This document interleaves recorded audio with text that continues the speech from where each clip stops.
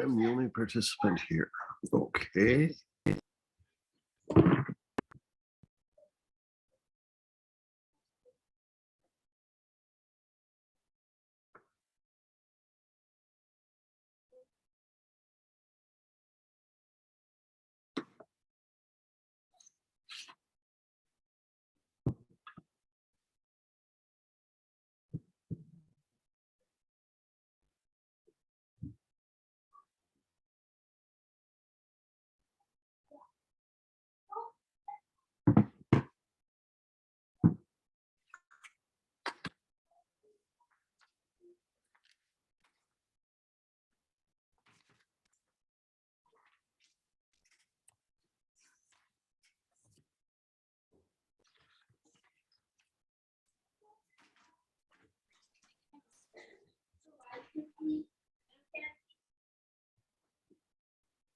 Okay, Stephanie, there we go.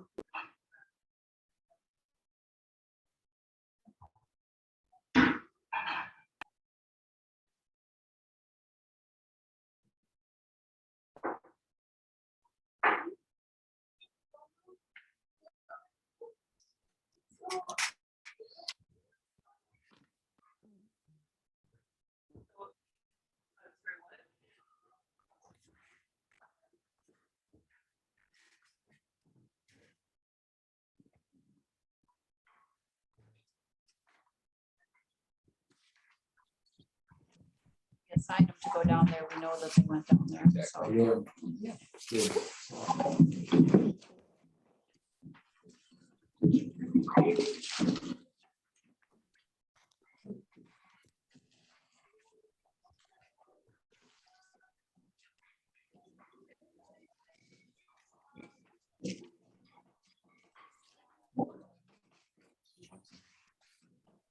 We already have that.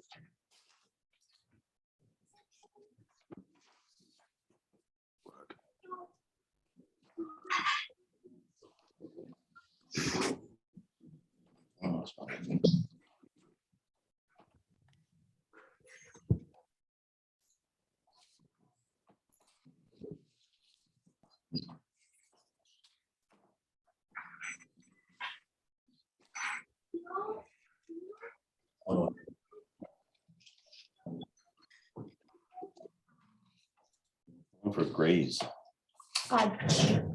G. It's gonna be an alphabet.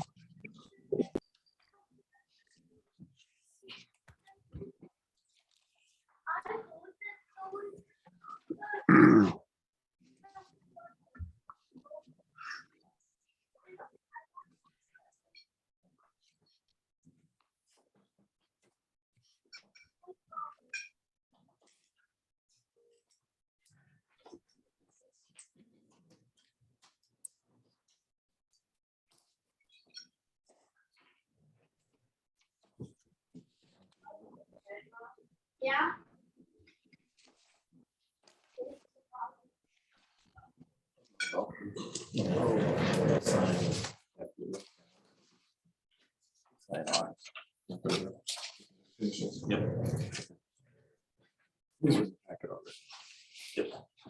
Well, this would just be like anything like way much, you have to see what claims. was, What you're paying for, what you're paying for. Are we on? Hi, Arlen, can you hear us? Arlen, can you hear us? He's not talking. Arlen? Arlen? Arlen Kai, can you hear us?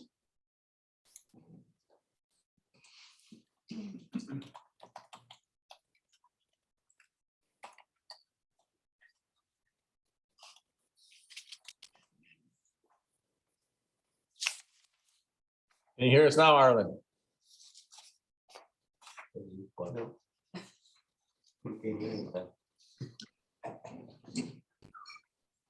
You can't hear nothing, no? No, We can hear you. Can you hear cannot us? hear you. Can you hear us? You can't hear us. Can you hear me? We can hear you. Okay, I'm glad you can hear me, but I can't hear you. How do we do this? Anyone hear us?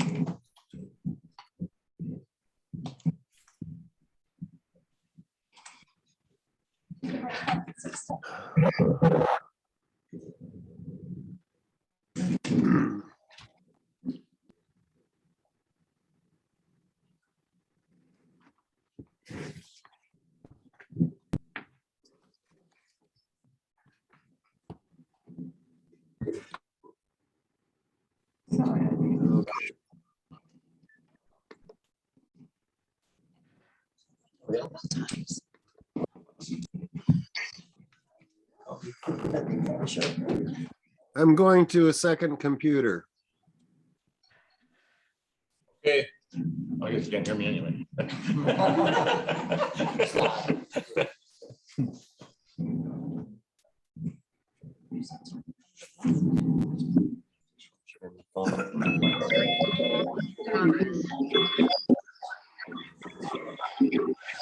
Can you hear us now, Arlen? I can hear you now. I'm on a different.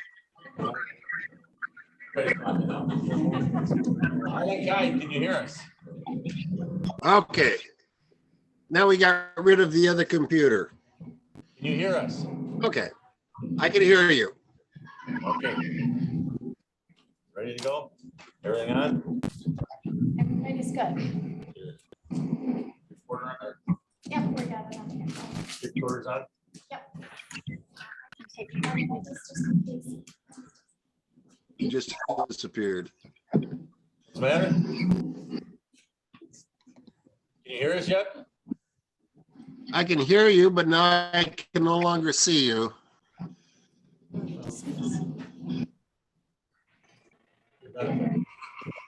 Computers are our friends. Oh, Okay, we're gonna start. You can hear us, correct? I can hear you. 2022 at 6:35 PM. Oregon, Wisconsin. I call this Oregon Town Board meeting to order. Do I get roll call? Kate Flanagan. Here. Fred Clark. Mayonnaise. Here. Carl Walzer. Here. And Arlen Kai. Arlen? Here. Item 3, approval of last This month meeting is being recorded. minutes. Got it.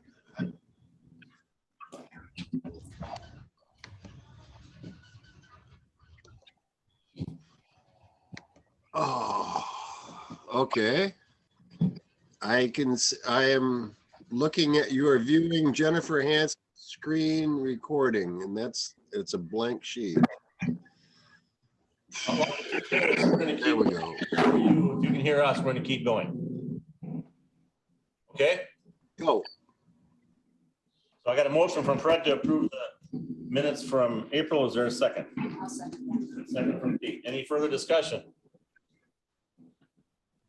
Hearing none, all in favor is going to say an aye. Aye. Aye, so same sign.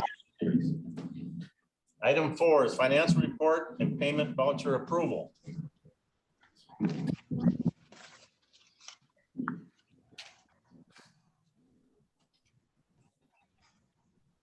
You still with us, Arlen? Yes, I am.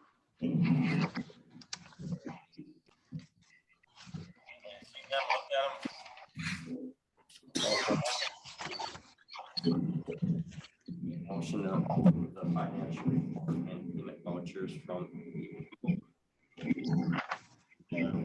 Motion from Fred to approve, second from Carl. Is there any further discussion? Hearing none, all in favor, so we're saying aye. Aye. All same sign, motion carries. Yeah. Appearance by Dane County Sheriff Deputy Barton and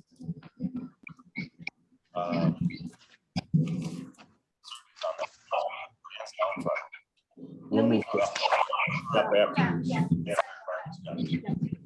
got the floor, sir. Yeah, I just basically you guys have statistics. Stops were up in March and April. Looks like 15 stops in April versus March. So, like I said, the new deputy, Josh Coyne, started in February, I think, down here, and he works this area 6 days a week, and he's been hammering the traffic. So he's really good. We work well together. If I have a concern for you guys, I can't get to it, or whatever, I can tell him, and he's really good about like hitting traffic. And then I guess like any other concerns, there's some speeding concerns. We're gonna get speed boards up here, this week, ideally. Anything else?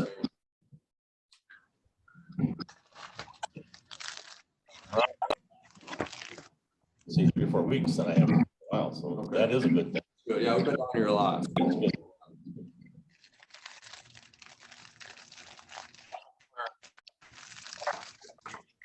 I've seen it, I saw one tonight on my way.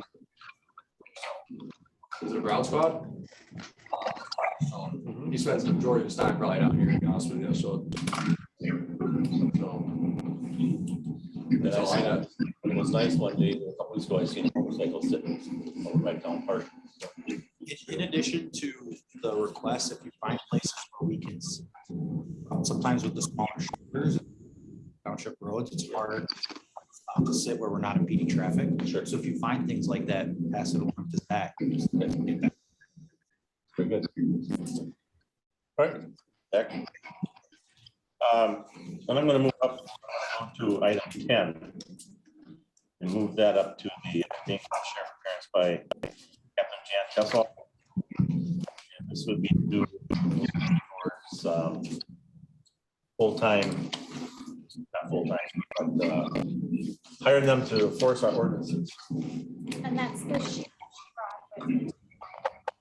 You want to take the floor for a little bit?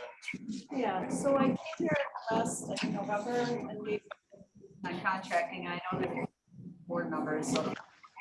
You know, typically what we do for contracting for the townships is we do it on an overtime basis, and that's why I provided this cost estimate for overtime enforcement. So we can enforce ordinances, we can do traffic enforcement as well. In addition to the deputies working there, but if you have dedicated things that you want that contract to do, we can arrange that through the contract. So the minimum amount of time that we typically do is 4 hours a month, and we do have a couple of contracts that are that low in hours. The deputies usually work in because they're either working after, before or after the shift, or they're coming in, sometimes on their days off. So we want to make it worth their while to come in, and so there's a 4-hour minimum. But it can be flexible as far as the hours go and as far as the amount of time. So if you wanted to do the contracting for, say, let's say the minimum 4 hours a month, and then decided that you had more money in your budget at the end of the year and wanted to add some hours, you just contact us and we can add some hours in. So the contract. Typically, the way the contract works is that I'll send you, if you decide to do this, I'll send you our draft contract. You can have your legal look at it. Once you sign it and it comes back to us, then it gets routed through the county board. And once the county board approves it, then we can start scheduling a deputy to work, whatever you want to do. And what we do typically for the overtime contracts is we'll select somebody who works in this area generally or works out of the precinct. So it'll be a deputy that works on patrol, they're trained and know what to do, and then we'll connect them with and what you want to. As far as the rates go, the deputies got a pretty substantial raise this year, so I wanted to give you the updated numbers because they're a little bit higher than they were last year. These numbers that I gave you are a high-end cost, so a deputy, that would be like a senior deputy who has all the longevity and incentive. Some of our patrol deputies have a lot less seniority, and so they're paid a little bit less. So that would be the higher end of what they're charged if the senior deputy selected for it.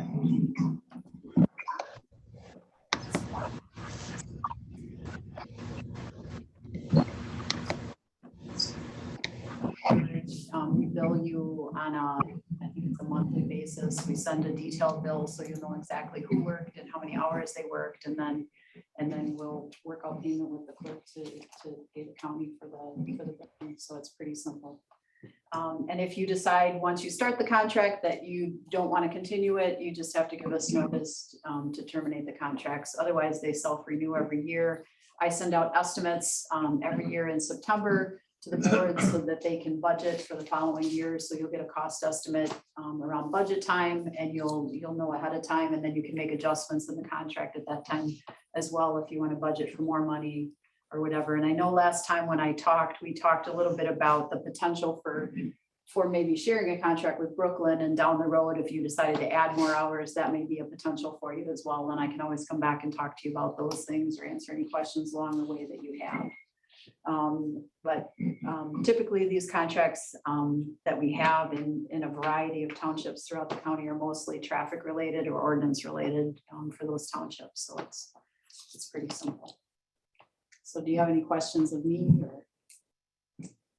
Kate, I'll start your side. So how do the shifts go? Do you do it all at one time or scattered it out, or? Well, if it's only 4 hour, if you're only booking for 4 hours a month, it would be a 4-hour shift. So you let us know what time of day you're looking for coverage, or if it's just to come in and follow up on some ordinance violations or do something, it'll depend on the deputy working. If the deputy usually works day shift, it might be an evening, or you'll just have to let us know what kind of coverage that you want. So like if Josh Coyne were working, he might come in early for his shift to work like 11 to 3 to do some things in the village if he were the person that were selected for it, or if it were a day shifter staying late in the afternoon, or if you wanted that speed enforcement from 5 until 7 in the morning or something, you could hire somebody, for a 4-hour block in that range as well. So we could pick when, but now how does this pertain to, the incident that we had in that one neighborhood? And if we needed you to go there, if there was something else, a nuisance call, that would be above and beyond, but then you could enforce the ordinance. So you would still call it, if you had a neighbor complaint or you had an issue like that, you would still call the beat deputy to go down and assess it and respond to it, because we're not going to wait for an on-call deputy to respond to something like that. So you would still continue to report through the sheriff's office. Beat deputy would handle it. And if it's something that the contract deputy could follow up on later, we would have them do that. So in the instance you're talking about, I think it was a parking issue in that neighborhood. So the deputies went down there, would go down there to investigate. And if it's going on at the time, they could do enforcement based on the state statute or or the county ordinance, but if it's just the local ordinance for parking that we need somebody to follow up on, then we could send a message to the contract deputy to follow up on it. Is that Fred? Very good presentation, and I want to know where you get your gas, because if you're only charging 55 cents for an hour of gas, that's pretty darn cheap, so. Well, I think everything in my eyes looks really good, so. Okay. Carl?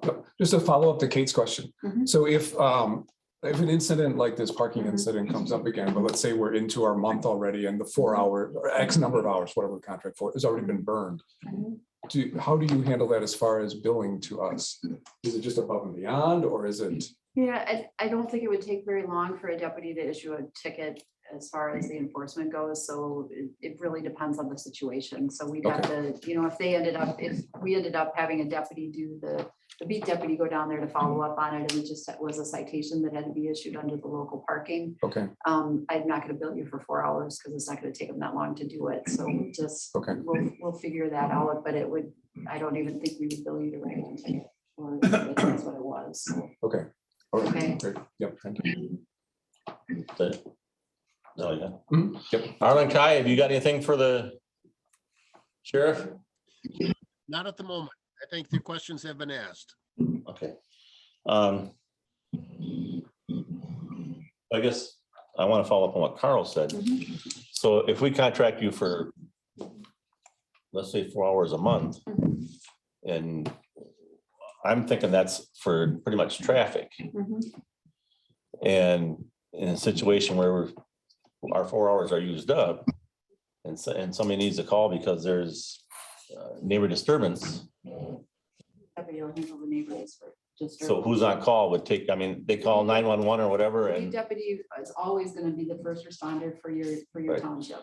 The contract deputy is supplemental to the beat deputy or the community deputy as far as the issue goes. And if we need to get the contract deputy involved, or because they have the authority to issue the ordinance and somebody issue on the ordinance and somebody else doesn't, we'll make sure that you know about it and we work that out with you. But it's very rare that the beat deputy can't at least resolve the problem until the contract deputy can deal with it. so in a case where there is a disturbance, Mhm. or if there's parking on the road, Mhm. that deputy that calls for that, he can write ticket right then there, correct? Your contract deputy, if he's sworn in. No. If somebody's parked alongside the road, that's parked illegal in our road right away, which we have an ordinance that you cannot park on the right of way. I think there's also a state statute as far as parking on the highway that we can enforce as well. So we call and say this vehicle is in the right of way. Mhm. Your deputies come out, doesn't have nothing to do with our contracted deputy. It's Mhm. a deputy comes out, they can citation that vehicle, correct? They can't issue them under your ordinance unless they're the deputy sworn in for the contract. Really? So, yeah, So it's only our, it's it's only, your contract deputy that does it, and that's the way that we do it in all of our contracts. Really? If there's something to be enforced, like in the village of Black Earth, the Black Earth contract deputy would handle the ordinance because they're sworn into the village. The deputies in general don't have enforcement authority for your local ordinance unless they're sworn in and contracted with you. So there would be particular people that were contracted with you, but we'll take care of it. We'll make sure that the vehicle is dealt with, and if a citation needs to be issued, the deputy that's assigned can issue the citation later. We don't have to issue it that minute. If we have to have a vehicle moved or whatever, we can follow up the next day. so in other words, if somebody parks in the right of way, like where we had that family disturbance over there, or neighborhood disturbance, that vehicle can still sit there until whenever. Well, if they're blocking the highway, we can also arrange to have the vehicle towed. We can contact the owner and tell them to move it and tell them a citation is going to be issued down the road. There's a state statute that prohibits you from blocking a driveway, from parking, so many feet in front of a driveway. So there's state statutes that apply to these roads as well. Okay. You just have county or town ordinances that address parking as well. So if it was So- towed, is that the owner's expense? It's not ours. It would be if it were blocking the highway and we had to tow it, yes, it would be theirs, it'd be their responsibility. If we witnessed it, we would make contact with with the owner and tow the vehicle and give him an opportunity to move it before we resorted to towing anything. And then when we do the 4 hours, we can specify where we want them to sit, correct? If you have We can enforcement communicate with areas, that? if you have enforcement areas, you can let us know and we'll have them assigned to those areas, yes. But if there's nothing going on there, they might move to a different area as well, because they want you to get, you know, we don't want you to be paying for them to sit there and have no traffic going through either, so. So they just get a copy of our ordinance and then uh, go from there. Mhm.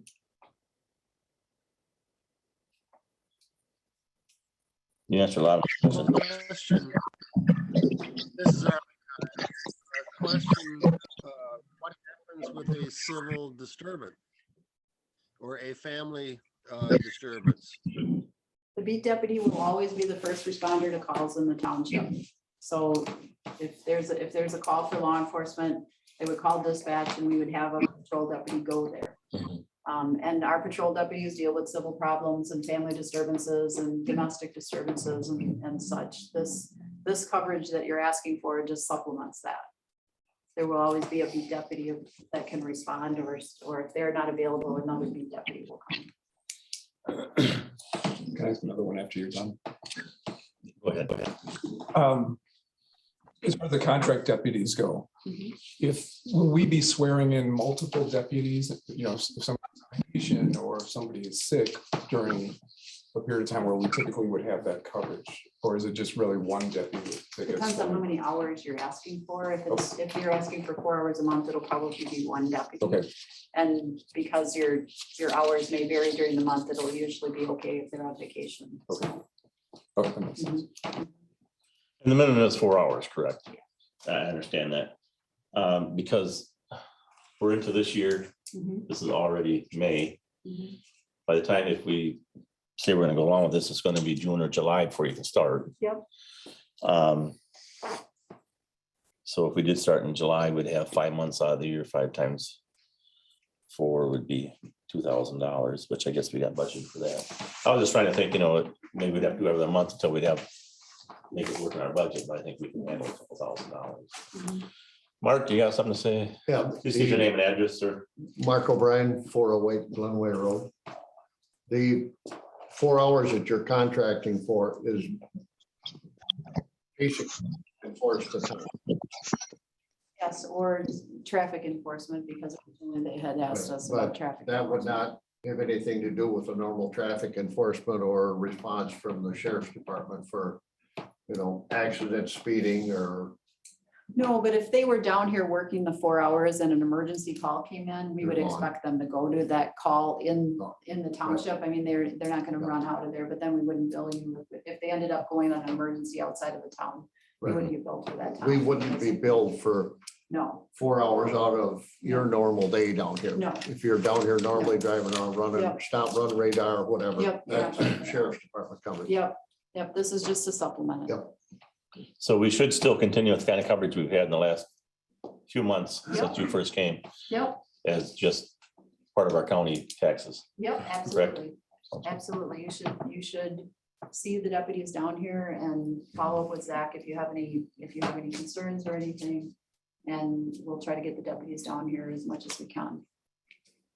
Can I ask a question? So I don't know, Wayne, maybe you know, but our constable used to do like vacation checks of houses. I don't know how many he's doing now, but if we don't have our constable anymore, is that something that's contract deputy could do if asked?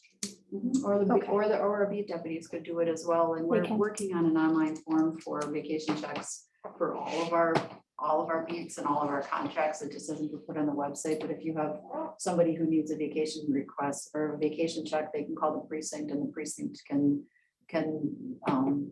take down that information and pass it on so that somebody's doing the vacation check when we have time. Now, again, we do that in between everything else, so I don't guarantee that we're gonna be down there every shift or, you know, twice a shift or something like that, but they should be made aware of it, and then they'll make it stop down. Okay, thank you. I do have people call me for that too. Yep. Anybody else in the audience want to speak to any of the sheriffs while they're here? I would say the vacation checks, you can always forward me. Okay, That's part of my scope. I can okay, figure that out, yeah. all right, great, thank you. You in the back, do you state your name and address? Yeah, sir? Dave Wyman, 6031 Lowry Court. The problem neighborhood. Do you distinguish between, you said you can enforce state statute regarding highway blockage? Mhm. What about township roads blockage? They're considered a highway in the statute. And so there are state statutes that apply to town roads as far as parking goes.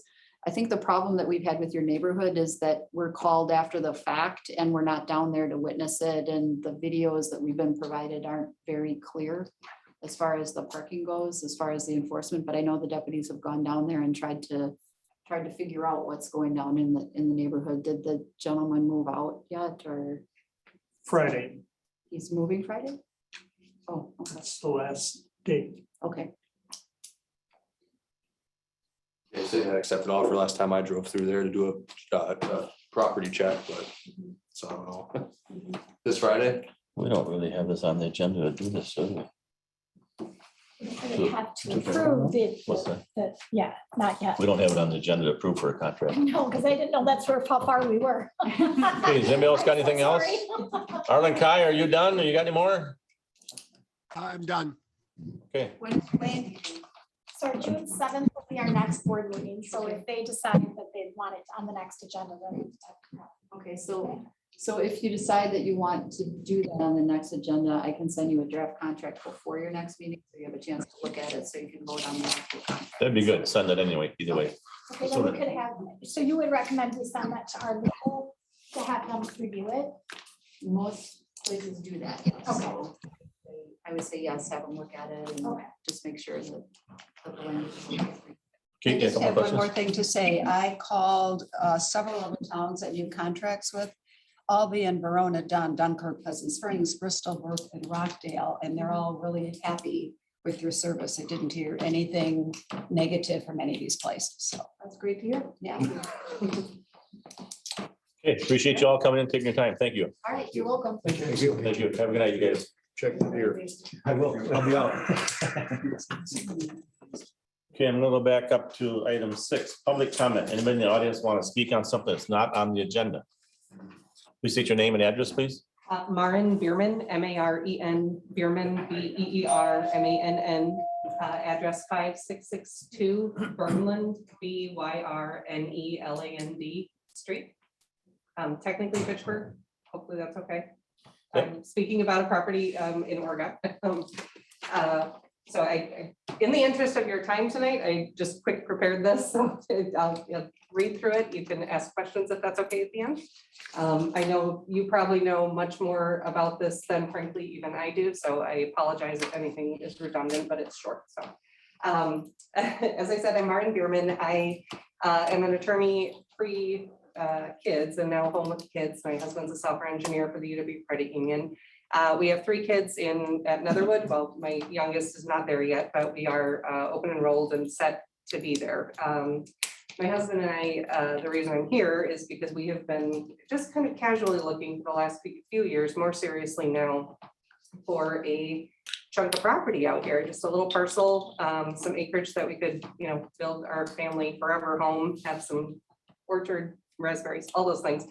And so we have kind of been browsing around and finding the areas of town that we are really interested in. And we've driven past the Purcell Road property, the Schillingstead property, for anyone who's probably knowing, I've seen you all are very familiar with that property.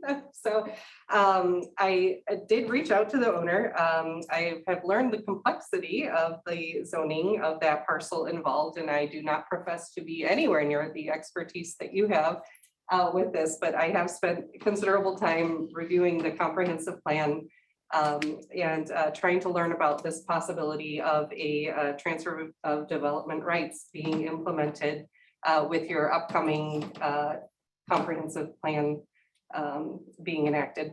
I believe this, are you thinking this summer perhaps, or do you have a timeline or no? I couldn't give you an answer on Not that at this one. point. Okay, that's No. fine. I don't have a timeline either. We are able, we have options that way. And so I therefore am here to respectfully request this board to adopt what I believe is the county's option of allowing the TDRs based on the planning area when you do eventually finalize that comprehensive plan. I would also request for this property, obviously, this is very particular to me, but to be please encompassed under the planning area as rural mixed use to allow it to be a receiving area for the TDR.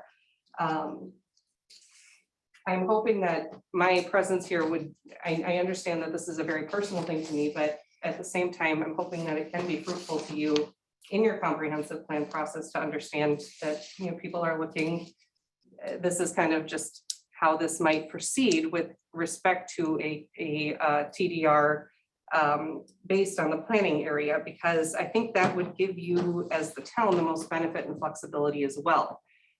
Just framing this particular circumstance, you know, this lot that we're interested in is a very isolated scrap leftover of farmland.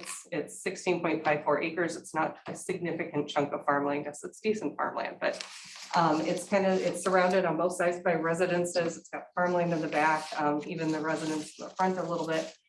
It's not a contiguous piece of farmland, which I know is a very high interest for the town in maintaining those contiguous areas of farmland. So allowing the TDR in this area would be able to, I mean, there are already some discussions in terms of where the TDR could come from, and it would give you a 35 acres of farmland that will not be developed at a later time if we're able to purchase a split under the TDR from a different farmer who currently does have a split option. So it would actually preserve the town 35 acres for the price of the 16.54 in that sense. You know, there's a lot of things about this particular property that meet your desires in your town planning. It's already located on, you know, a road with lots of family homes. There's no need to, you know, be adding bus routes, that kind of thing. It's a very convenient property for this purpose, as opposed to continuing to have it be farmland in this tiny little random slot on that road. And just on a personal level, we fell in love with the area and the space. And so the reason I'm here is to try to pursue that and see what the options are. This is new to me, as evident, but I'm doing my best to learn, and I'm patient, and I'm willing to do what it takes and help in any way I can. So if you have any questions for me. Okay, Do you have a TDR or somebody that you know of that to buy? Dr. Schillingstad does. Has that lined up? I have the name on my phone if you're interested. I believe the property is down Story. it's Ray Herfel. Thank you. That's it. Yep. And again, that's going to make more sense to you guys than to me. I don't know. I'm coming in somewhat blind. I just know I love this property. I would love to make this happen, and I think it does make sense for the town. But feel free to correct me. We can keep looking. It just seems that there are not many of these properties available, and you know, both our dads grew up on farms. We're farm people. We'd like to be able to have some farmland and an orchard and have our kids have some space to run around and be in Oregon proper. I mean, this would be a forever home for us, single residence, nothing crazy. So Okay, thanks for coming in. thank you. Can I just bring something up? Sure. Maybe you don't know a lot of the history that the people that live in that big house to the east Okay. wanted to buy that lot Okay. because they assumed when they built their house that that was not going to split.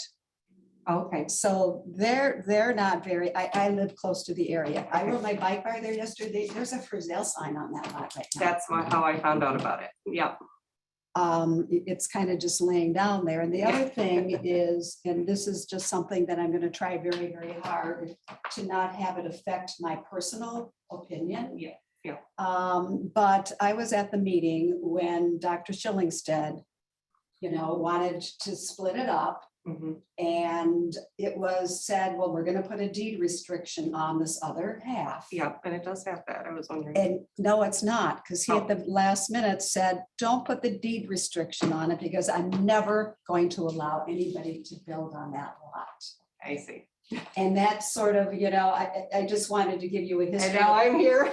of what happened. Okay. And like I said, I very honestly Yeah. don't want it to affect however Yeah.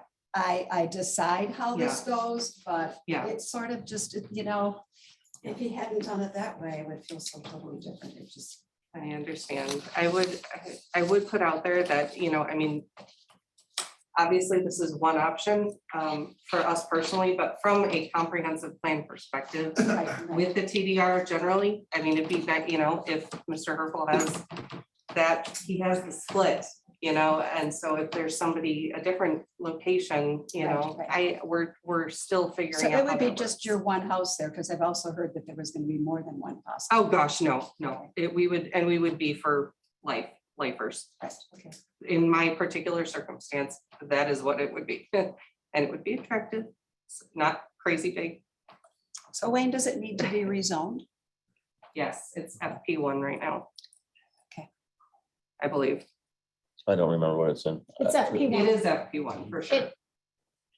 It's going to be something that's gonna have to come through when they're doing the comp plan. Comp plan. So, and we don't have a date. Totally, that's totally fine. Like I said, we're in no rush, and frankly, I can, and maybe I can email Jennifer or Kate, I'd be just starting and be, love to email you if you have any insight on how we can continue to pursue this, because I literally drive around town looking and I saw the sign. I mean, I don't know how to find these places short of real estate listings and driving around. That is what we're interested in. We'd like a little bit of acreage, just a little piece of your paradise. And obviously our kids are in school here. I'm a Cub Scout leader. I love that your sign is made by the Cub Scouts. I saw that.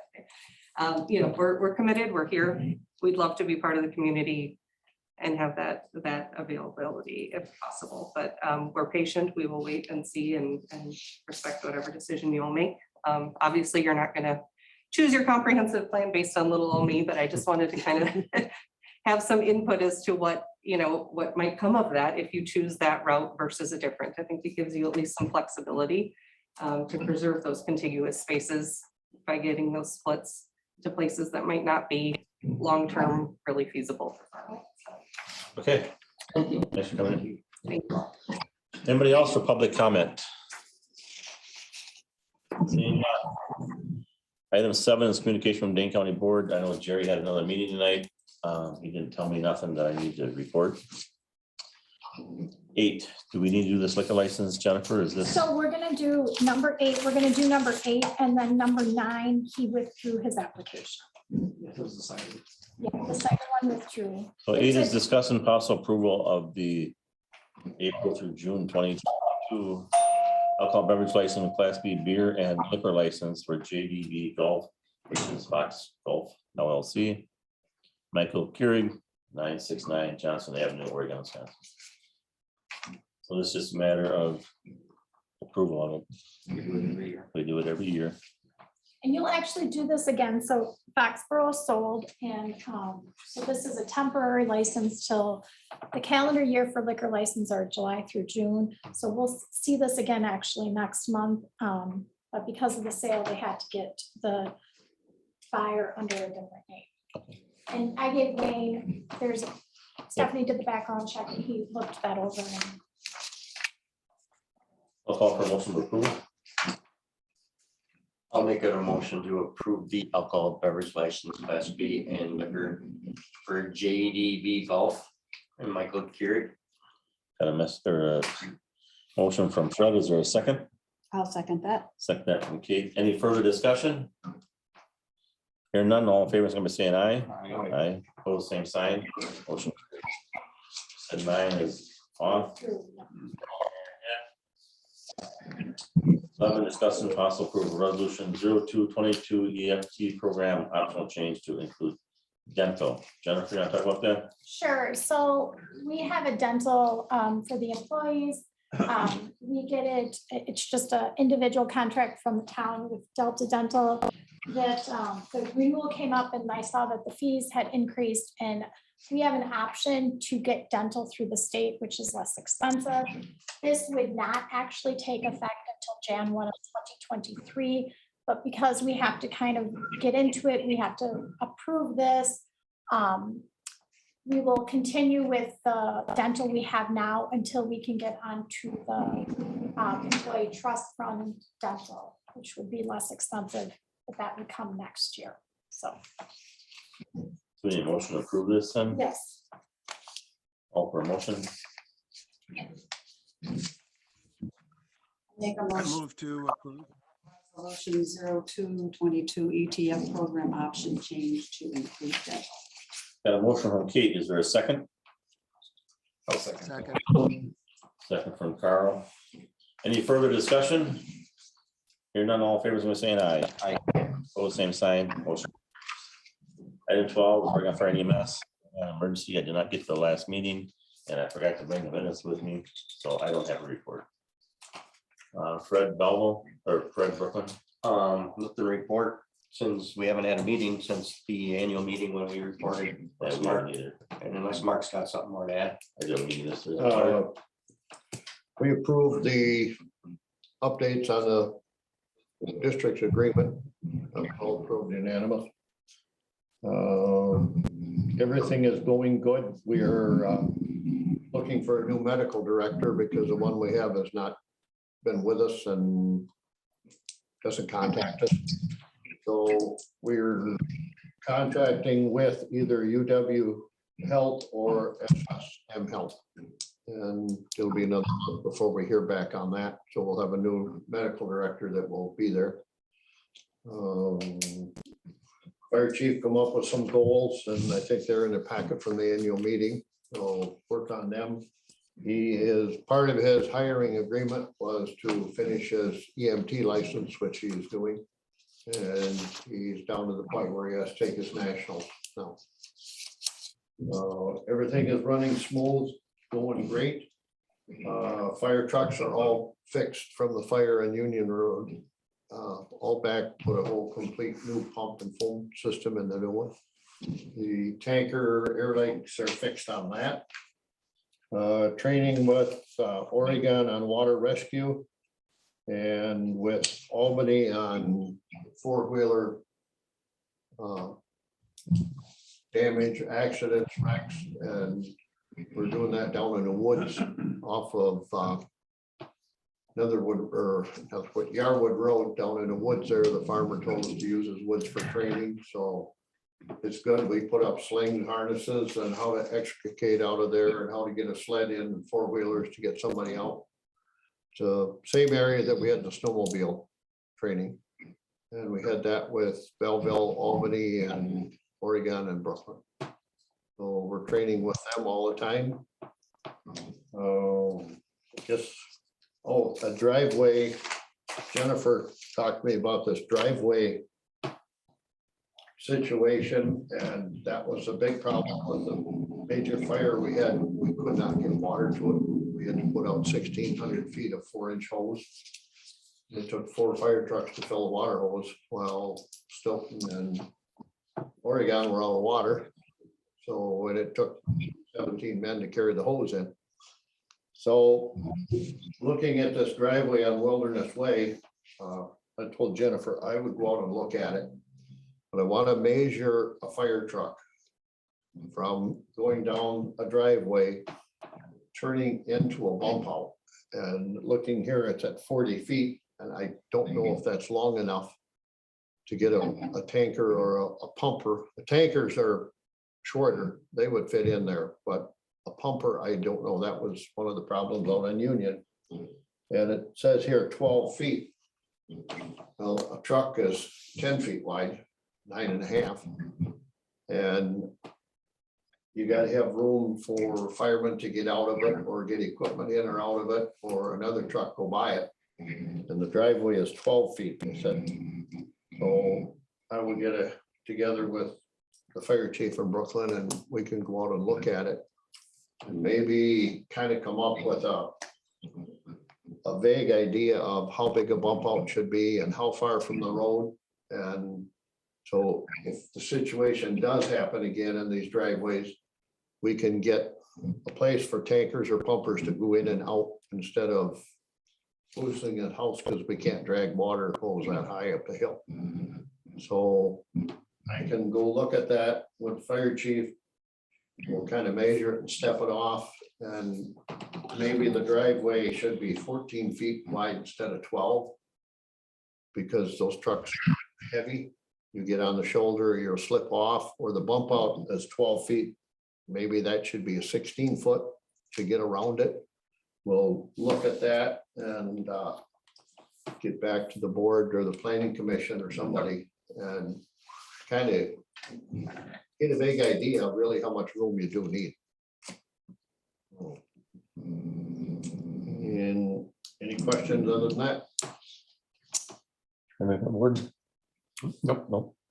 All right, thanks, Mark. Okay, thank you. Emergency management report. Kate, you got anything? Why don't we ask Carl? So Okay, Carl. really nothing. Okay, So the county is waiting for the state to review with the documents that the county sent. Once the county gets those back, they'll send, if they're edits for ours, they'll send it back to us for edits. If not, then we need to wait for them to move to the next step. So we're waiting on the county at this point. When does, Jennifer, when is the planning commission? meeting? May 17th, Tuesday, May 17th at 6:30. So Jason Diaz is going to be at that meeting. So if there's some feedback you could have by that would be Okay, great. thank you.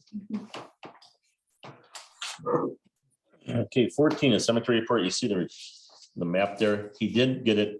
Excuse me, he did get it surveyed. He asked me to try to contact Bob Dick to see if he still really wants to keep that driveway easement, and I have not been able to get a hold of Bob Dick to find out. I will keep trying to reach out to him. He did tell me today, if I don't get a hold of him, we can't make it work, we can still make this this plot work. I don't know why Bob Dick would need the driveway easement, but if he says he still wants it, it was in the agreement, he's got to stay. So I will get a hold of him and then have a report for next month. 15 parking report, Steve. Yeah, next meeting is Monday. We're having a dedicated meeting to the neighborhood park off of Hillcrest. Hillcrest Park off of Yellow. And there's a possibility of a Boy Scout presentation for proposal for an Eagle project in the town park. He hasn't let me know if he's gonna be there yet. He's on the agenda. The meeting will be here though? Yeah. Okay. Yeah. Is that it? Thank you, sir. Yeah. 16 plan commission report. I think we were all at that meeting, so I don't know if there's anything in the report. Arlen Kai, have you got anything you want to bring forward on the plan commission? I think it was clear with the joint meeting, that we have a lot of work to get settled and get things, we have some easy things to get going and see if we can wrap up this, at least the first draft of the comprehensive plan and take care of more complicated things into the future. So I guess it's item 17, discussion of possible action to update a comprehensive plan. That's probably the same thing what you just said. Yes. Thank you. I just wanted to ask one Jennifer, you got question. something? Yep. Yeah, we were talking about the RH properties and are we going to, I spoke to Brian Standing. Right now, there's policy 1F is currently in our plan. Policy 1F would be on page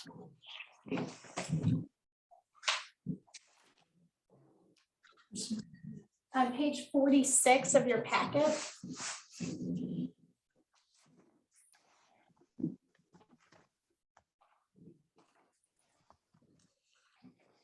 And you can see what was lined out. Ordinance 82 replaced it with the chart that's on page 47.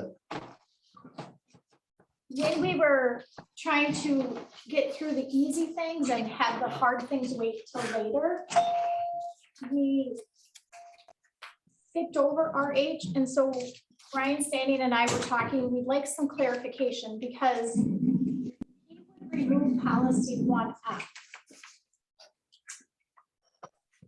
And our policy 1F would be written like this. the county shows policy would want to have to be written like this. He would take it out in entirety if we were to do it the easy way, or do we want him to leave it in as the way that ordinance number 82 had it, which is on page 47. So I mean, you can leave that up to the plan commission to decide, but it's just one thing that he wanted to have clarified moving forward. I think it should be plan commission first, Okay, then come back. okay. So that would be just one thing he asked us to do. And we had the names and addresses that you talked about, and those are on page, they're 10 years old, but we just said, don't go through all the hassle of Right. redoing it at this time. Those are on page 44 and 45. So, okay, And all that stuff should go to the plan commission perfect. So then the board's gonna leave it up to them. for now, yes. Yeah, okay. Go to the plan commission first. Yes. Yes. And you're more than welcome to sit in on every plan commission. Yep. Okay, thank you. And I would add, if I didn't say so, one of the reasons why it didn't get approved by the county was again, that they wanted those RH parcels outlined on the map. And you'll see that map shown in your packet. Geez, I'm sorry, so much in this packet, it's kind of crazy. On page 27 is that map where those are outlined. The confusion seems to be that at the time that they passed ordinance number 82, they didn't actually map them out. So that would be another thing the plan commission has to decide, because the county will want to see those mapped.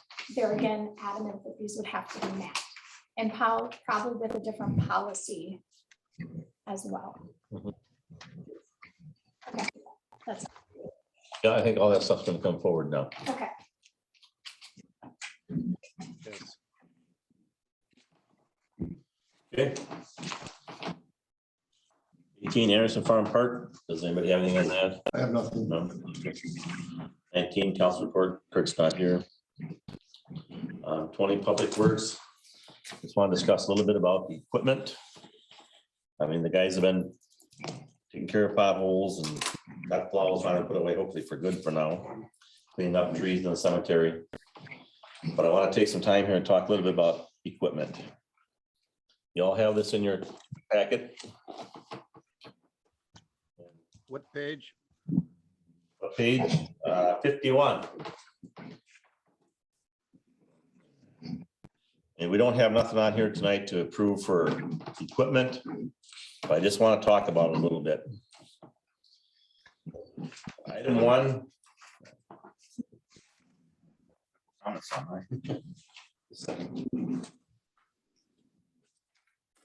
Okay, item 1 is the park truck, which we are replacing. That's that red maroon pickup. We do have a new truck ordered that is being replaced. Item 2, that's already been replaced. That is the lawnmower trailer. So that's been replaced. So them 2 items have been updated.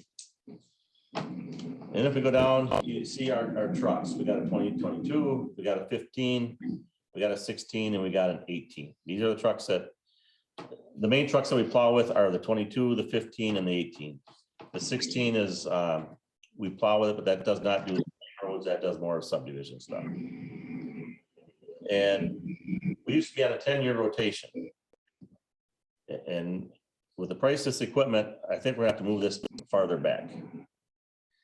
The 10-year rotation, we used to get, our trucks had a steel box on them, and that's what rusted out first.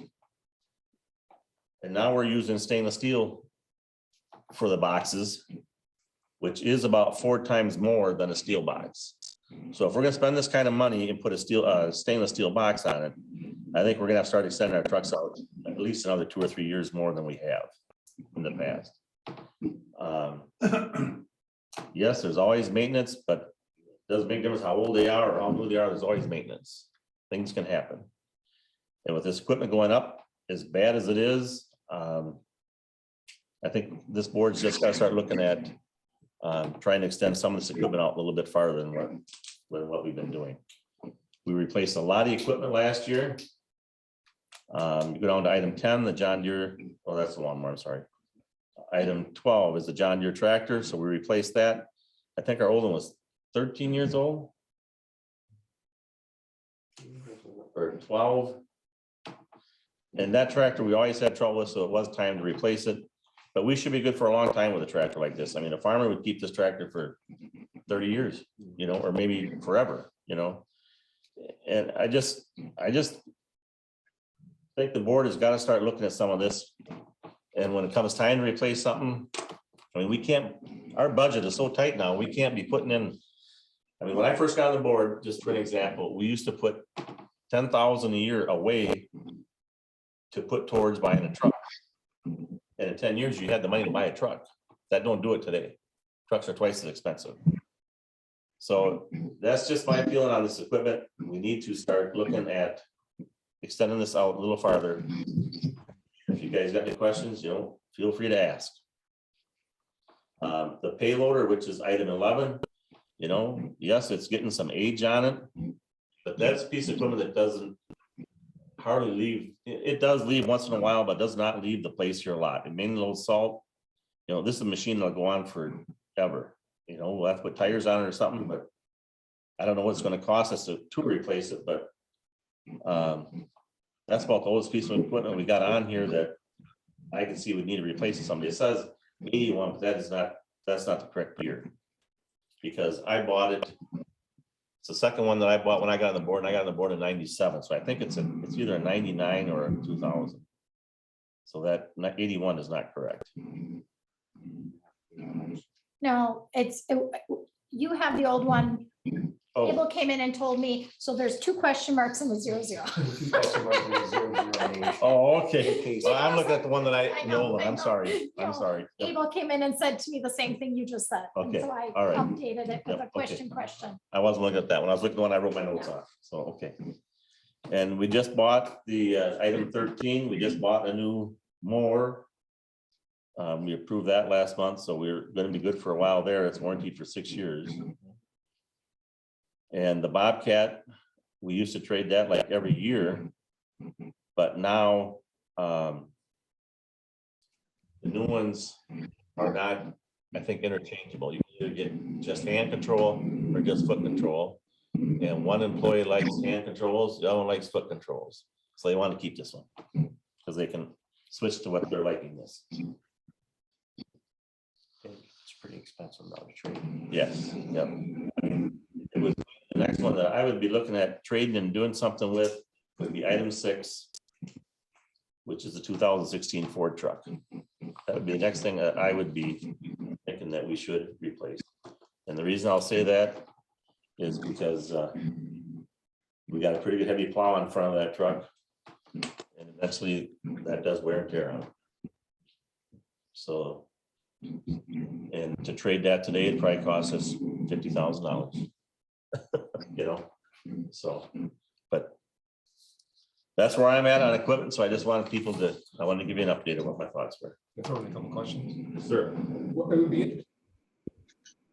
Let me backtrack for a second. These 15 or 16 items, that's the entire inventory more or less, right? Of the big Correct. ticket things. Correct. Big ticket things.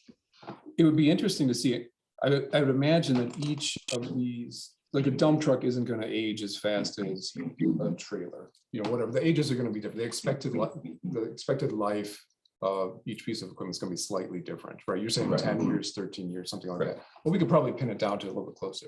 It'd be interesting to see, like, for each one, when we expect to have to replace it. And you said, like, in some of them, maybe never, you know, maybe it's around forever. But then to sort of pick and choose to see where the numbers are and see, you know, even a comparison of whatever today's replacement price might be, to see what, you know, projected out into the future, whatever the life of that we're saying it might be. It'd be interesting to see that. Because then you can look and see, okay, what's our shortage? You know, where are we not collecting enough tax revenue to cover, you know, where does the budget shortage, right? We know what it might cost 5 years from now, because here are the 5 things that we think we might have to replace. What are we going to need within 5 years? Same for 10 years, same for 13, whatever. So that would be to me, that would be really helpful to see. And I think it would help us as a group figure out, okay, is whichever one you just mentioned, is that really the next candidate for Right. replacement? Right. And what's the impact on the town budget when that comes up for replacement? No, that's a good point. And I think we need to do that. And maybe we can't do like you described before, where you're putting away 10,000 a year, but maybe we can at least we're prepared for it then. We're like, oh my gosh, 2028 is going to be a year of Yep. heavy duty equipment replacement. Yep. Let's know what we need to have for that. And I can do that. I think it'd be really helpful. I can get that together and do that. Will you let me do that? Of course. Okay. I have a question too. Last year I did that training and I'm going to do it again at the Towns Association. And they talked about different ways to manage all the equipment and to have this is great, but I think it'd be nice to somehow get it into a little different format. So you could sort of see what's next. And then my other question is, and it's something that Jason even talked about, to figure out, are we better off waiting 15 years when we don't get so much trade in? Or could we figure out a way to calculate if we traded in sooner, we would get more money to buy the new one? I think there's all sorts of things to consider. I know that some towns have gotten into the sweet spot where they can do it a little sooner so they can trade it in when it's worth more money. You brought that up about that John Deere tractor. And we haven't even had a year yet. And they want $22,000 trade. Doesn't hardly pay, does it? Yeah, that's all. So now you're stuck with it, The trouble is right now, we're in it's bad, whatever you want. Everywhere. And it's everywhere. Until things change, it's gonna be tough to trade from year to year with a reasonable budget. I was hoping like what Jason said, hopefully we could trade for 10,000 or less, because we get a municipality discount. To me, $22,000 ain't worth, that's $2,000 a month to keep that tractor around. To me, that's not worth it. So. I have one other question. What about the excavator? I'm sort of filling in for Jason here. Yeah, well, I want to put that on for next month, and I don't know if I should discuss it now or not, but I will. For years, we hired somebody to do it. And it's way cheaper than owning the equipment. Number one, you get a man that runs a machine, that comes with that machine. It's their machine, something happens, it's their expense. We bring two guys with our trucks. We have the gravel there. Less than, I've been there when we've done it. It's not even 2 hours and the culvert's in and out. I have talked to two different, because we got this bid from Everson, which I don't know where that came from, but that was way out of whack. I talked to a person that dug the cemetery plot out here, which was Nolan's, Harold's Excavating, them. And I asked them what they charge to put in culverts for townships. It's $130 an hour. I talked to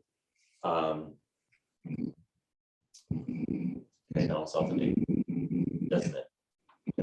Travis DeSmith. And he's at $140 an hour. Even if it's 4 hours, that's $600 for a culvert.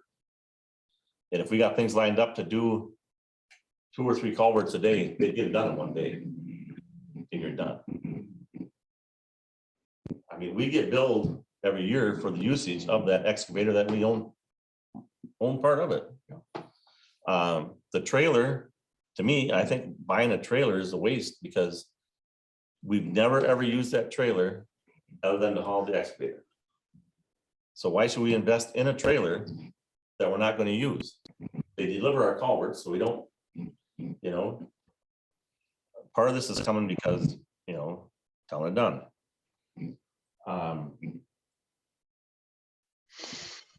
We just put brand new tires on Dunn's trailer. I knew nothing about it until we got the bill. And now they want to keep that trailer and buy a new one. Is that fair to us to stick money in their trailer? To me, I'm more in favor of going back to the way we were. Arlen Christensen was too when he was on the board this last time. And we didn't go that far because we waited until the new board got on. But truthfully, when you sit down and look at it, when this machine is out of warranty, and if if Mark O'Brien was here, if a hydraulic motor went out on that, it would cost probably $15,000 to $20,000 to repair it. Okay, you divide that up between 4 townships, that's $5,000. Look what we can get done for culverts in 1 year. So can we get that information on what it would cost to to do it with the town of Dunn, and how much it would cost to just hire people to get things in writing, what they would charge us? I can get you stuff in writing what they would charge per hour, yep. Yep, I And can do I that for know next that, month. that it was nice that the town sort of worked together, It is, and that Dunn will, we'll lose our chance because they're gonna have Pleasant Springs do it. and I don't understand why we lose our chance on working together on other things. Well, I mean, with this particular what's thing. that? Just with that equipment, you mean? And we worked with the town of Dunn and the town of Rutland. We don't work with Rutland no more because of some personal issues. But we worked with the town of Dunn long prior before we have our own excavator. We worked back and forth with Dunn and Rutland all the time. When we gravelled roads, they came here. When they gravelled roads, we went there. All 3 townships worked together. Worked great.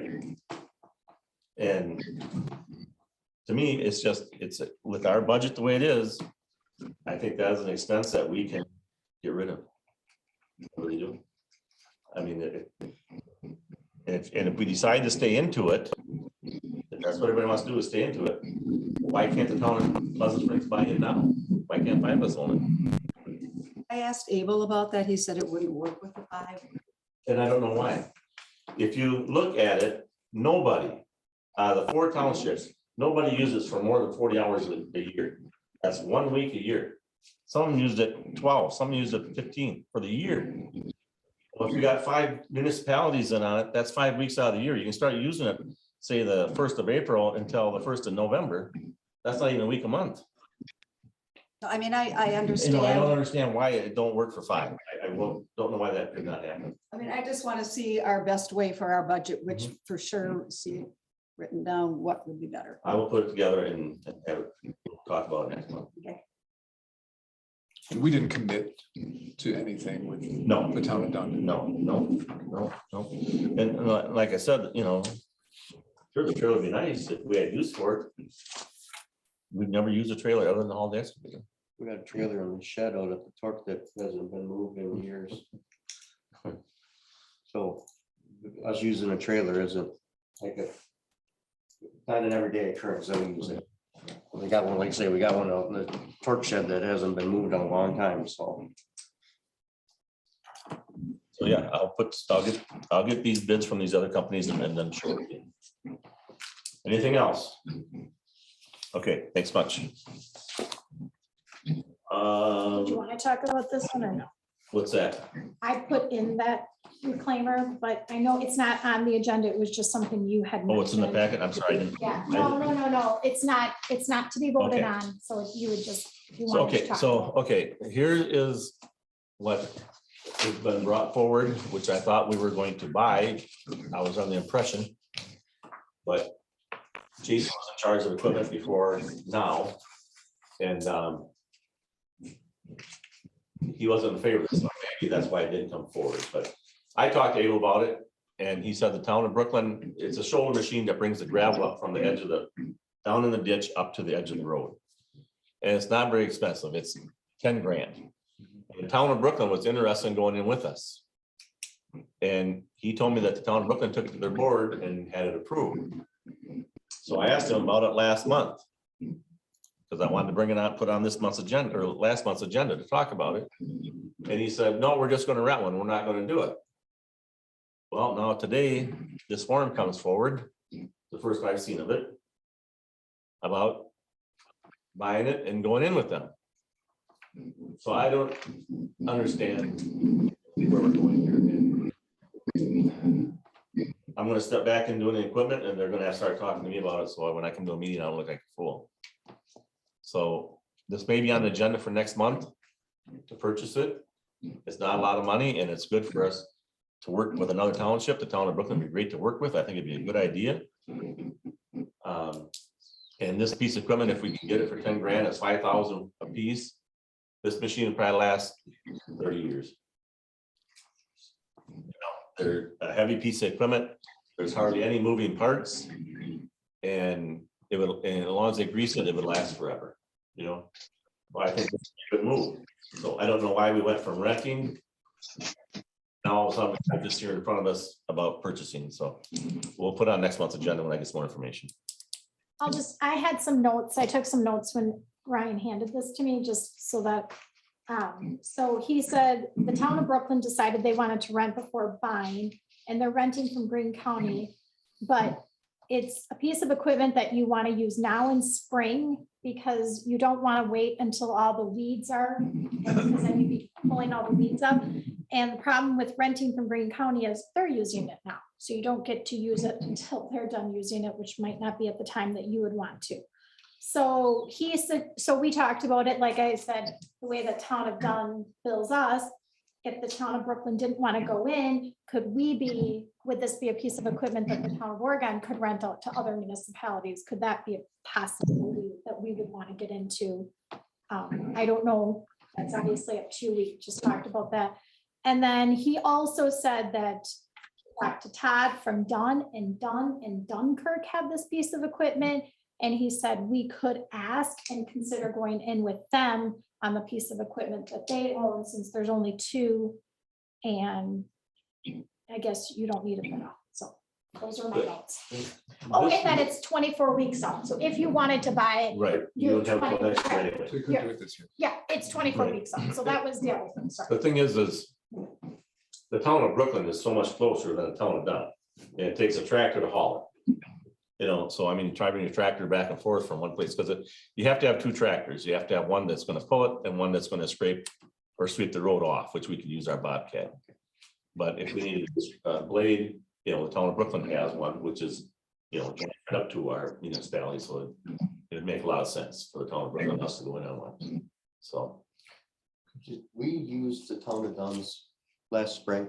they used to some, is it last spring or the spring before? It Just was try right it. after we did Lincoln Road, because they were reclaiming the gravel on Lincoln Road. They wanted to try it and see, because they never used one before. Yep. So, yeah. The county uses them Yes, quite regularly. they use them all the time. Yep. We usually have a grader and a sweeper, and everything else go with them, so. And 3 or 4 trucks, Uh-huh. one ahead, one behind, Yep, one in the middle.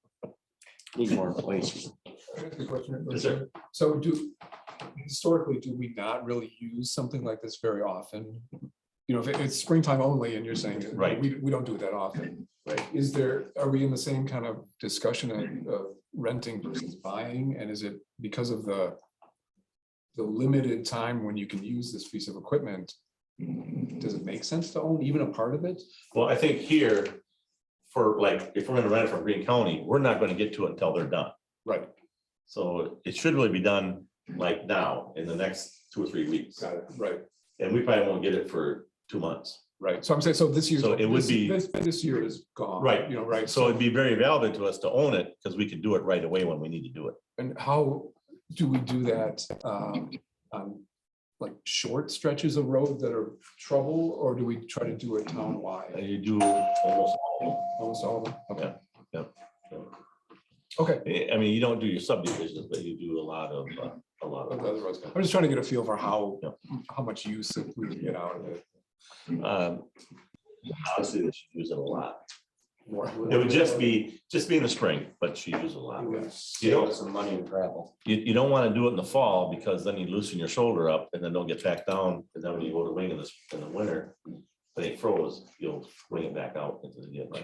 So the spring's the best time. Yeah, I mean, and the dollar amount is not a huge dollar Right. amount, but No. so That's why I say, if maybe it makes sense, but 2 municipalities can share that, and between us and them, I don't know why we couldn't work back and forth. even better if we don't have to pay them till next year, since we're not gonna use it. Like, well, if it's 24 weeks out, you know, It's practically. so we'll have to check into that. fall Yeah. anyway. But to your point, Fred, that Ryan did say that it saves a lot of the shouldering. Yep, That saves a it lot of does. money Yep. on gravel. Okay, torque report 21. Open tomorrow, first Wednesday of the year. Right. Oh, wow. Talked to Dave today, and they're gonna be on Wednesdays, every other week rotation, so Dave and Bruce will work together And Sheldon and Lori will work together on Wednesdays. And then the regular rotations on Saturdays, so. Other than that, 2 weeks ago, we got in a pinch with some dumpsters. They went and emptied, but didn't return. And Dave called me Friday morning. Says, Fred, we don't have any dumpsters at the port.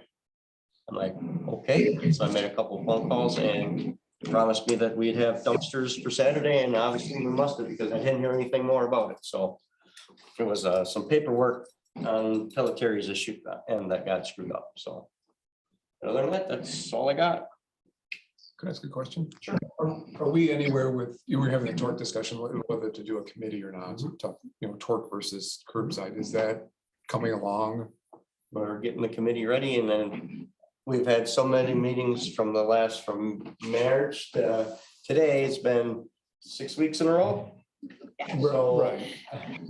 So sometime this month, I'm gonna get and we're gonna have a committee meeting and get started on it. But you've got people interested. Yes, I got 5 people interested in it, I do believe. Yeah, that's count. So yeah. Super. Yep. Anything else? Thank you. 22 senior report, Kate? Yeah, I had a long talk with Rachel last week and, because all the meetings that I'm going to, they're talking about the new senior center. And I just wanted to give her an up and up that when in, I think it's 18 months, when our next contract comes, that there's a good chance we may not be willing or able to pay that amount, and maybe you should know that now. And, and she really understands about the levy, but also it's not our problem, but the village is, having a lot of expenses too. So she was really happy that I told her where we were at, and this is where we're going next. We're gonna have a meeting with representatives from all the towns. The thing that's interesting is Dunn was sort of kicked out. Oh, they weren't kicked out. Well, it was kind of a disagreement. They weren't really kicked out. I But, think they just withdrew. well, it was, You were on the board then, weren't you, Steve? They just were mad about something and they withdrew. They didn't. well, they get some of their services from McFarland. Yep. So they didn't feel that amount was fair. And I think there was no love lost between the village and Dunn. But now Dunn came up with what they thought would be fair to pay and would want to get back into it, but the village said no. And I don't know what the amount, yeah. Really? Yeah. I wasn't aware of that. So anyhow, Rachel's going to send a notice to Rutland, Brooklyn, Dunn, and I'll be included in it. And we're going to get together with her, with Martin, with Lisa, one other person, and just start talking about this, just to be aware that we may have to come up with some different sort of agreement, and also to talk about intergovernmental agreements, which Martin knows about. So that she hasn't sent that letter out yet, but that should be coming. I wasn't aware of that. New sheriff in town. They had a Yep. change. Anybody got any more questions? None? Suss's report, that's in your book. You got anything you want to update on here? Jennifer, tell us. But just, we got a new, account specialist, and then Amanda? it looks like there is going to be a letter being sent out. That would be on page 55, and they're gonna start going through and doing some assessments of some properties. We are not doing a full reval this year, but if there's anything that they need to look at, that's that letter that some homeowners would receive if anyone were to call you. That's it. So Okay. nothing other than that. We got any questions? 24 building inspections. That's just a copy of what's went out for this last month. Questions on that? Seeing none. Update of the American Rescue Plan, Jennifer? So we had a deadline of April 30th to submit what we we're gonna do. So they recommended, and that's what I did. there's a $10 million exception. Unfortunately, we're not getting $10 million. We're getting 347 in that ballpark. We will be able to use that money as we see fit. I did, on a separate piece of paper, give you guys just some more information on it. It talks about, you know, different things doing with that ARPA money. We don't have to decide right now, but we just know we have that money to use when we need to. So that's it. Do we have it all now, or we still just have half of it? Only have half right now, so. Any other questions on that? What are we limited in spending? I'm sorry, Arlen. Speak up, Arlen. What are the limitations for use of the funds? You can use it on anything that you would spend for normal government services, with the exception of paying down debt or keeping as a surplus like savings. You have a certain amount of time to use it too. I mean, I believe it's until 2026 you have to use the funds. We would have to report yearly how the funds are used. So we used 24,500 on the Zoom equipment out of that. We got 175 so far. We'll get another 175 this year.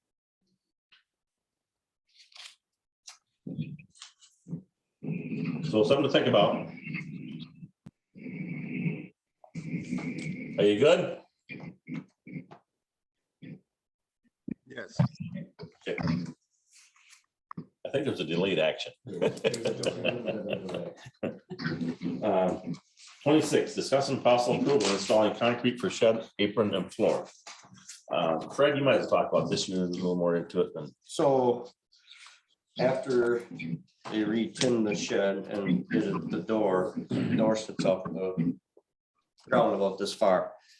And it's just a gravel floor in there except for a little spot where it's, you can see it 7 by 11 where they got a little concrete pad for store. Every time we go in there with a skid loader, turn around, spins up the gravel. And really, it's not good for the skid loader or any of the equipment to be sitting on wet gravel. So Abel wanted to see about concreting it. So got 2 bids, one from Par Concrete and the other one from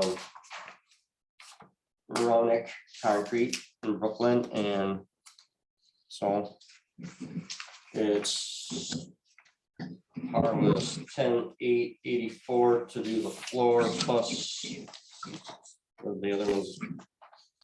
Plus he's got a drawn for an apron to hold the water out front, 7 by 27 for $1,850.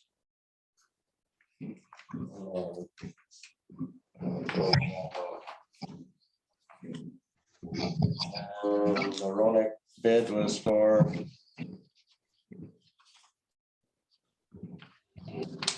yeah, 15,491. Those are the 2 bids for concrete and So this bid of 1884 include the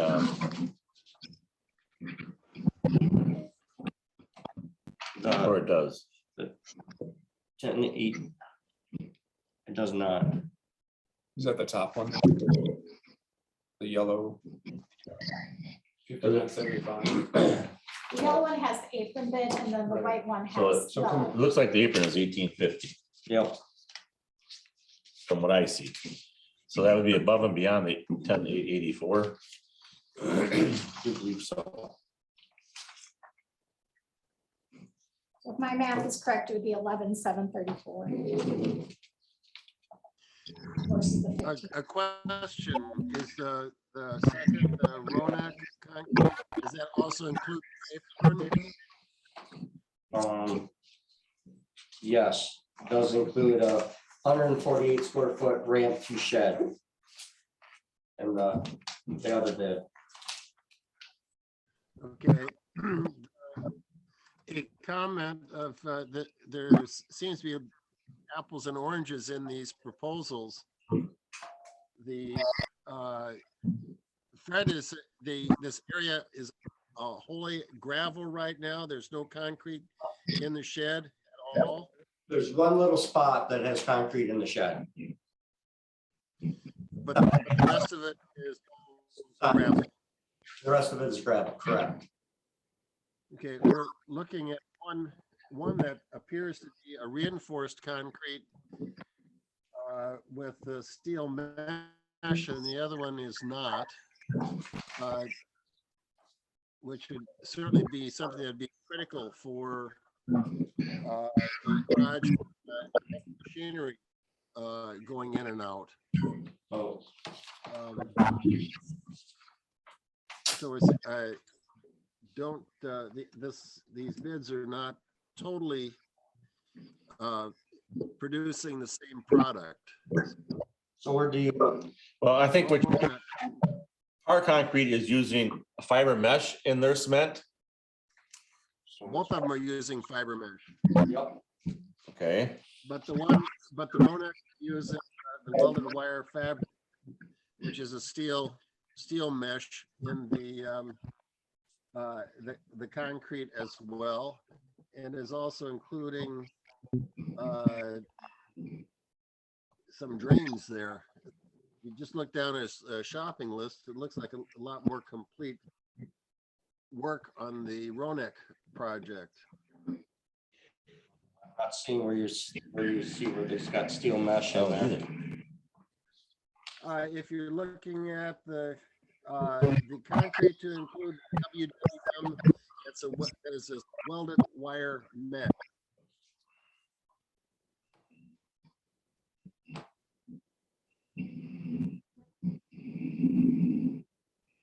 As well as a French drain, as well as the trench drains in there, which I don't see in the other one. Arlen, what part well, of the here's page? where it is. Look underneath concrete to include WWM. That must be a welded wire. That's a welded wire mesh. Yes, the middle of the page, a 6th line down, right after the square footages. Got it. I see it now. I was looking for just the words. I have a feeling if you took Par, you had to put it in, you probably do it. Pretty sure that he would. I don't know why we would need the drains. Yeah, anyway, but where's the water? I don't know either. Where's the water gonna drain to, Arlen, if we put drains in? I don't know. This is the first time, I haven't seen the building, and this is the first time I've seen the proposals. So they're, if they've got the drains, what are they planning on doing? They're looking at the French drains. I think that the drains are a waste of money if they're gonna put them in. Cause all it's gonna do is drain it, and it's just gonna drain it out on the ground somewhere. And there's really Yeah, no well, if they're, reason to drain the water, put the ramp like they want to, there ain't gonna be any water in the shed. You put drains in there, you're gonna lose the concrete. And if you, yeah, I don't know what we have any place to drain it to. And I don't believe French drains are legal anymore. So this would be something to, what his plans were. And if it's something that changes his price, if he's not having them. And where do we drain them? We're surface draining? We're going out the door? What are we doing? say this, Arlen, he was not asked to put drains in, so why he did that, I don't know. Cause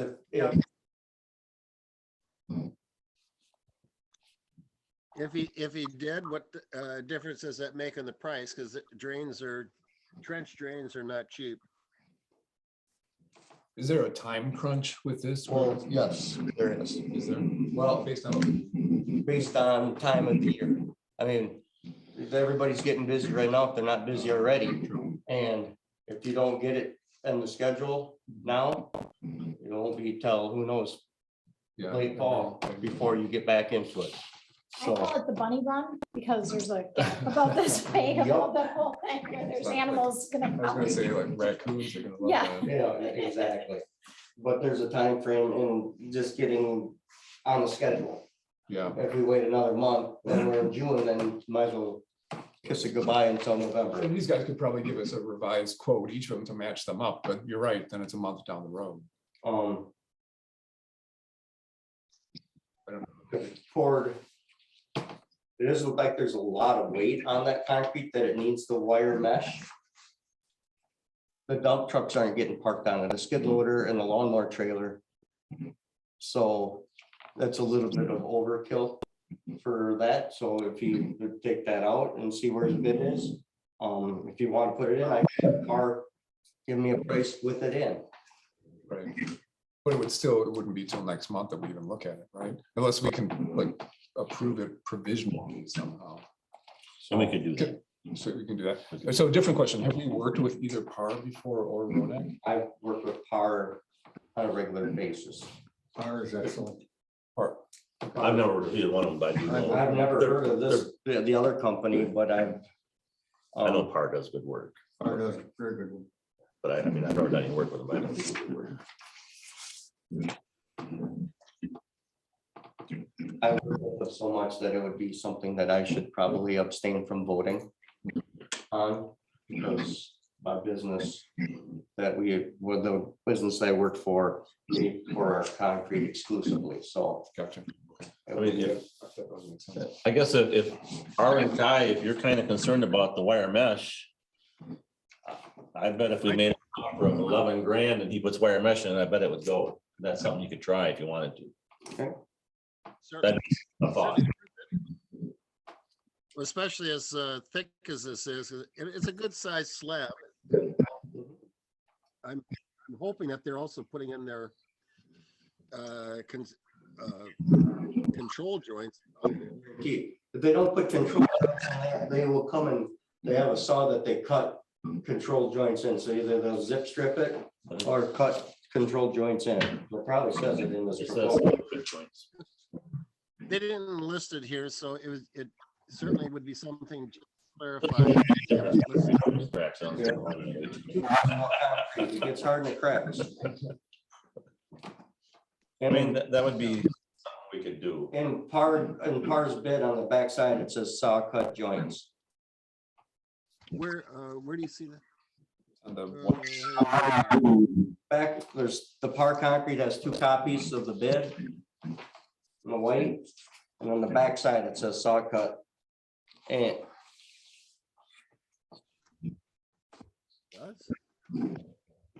it's a page up there on There it Zoom. is. yellow one, it says saw cut. Buried in there. There it is. I see it. Thank you. Thank you, Brad. You got it. So, yeah, That's good.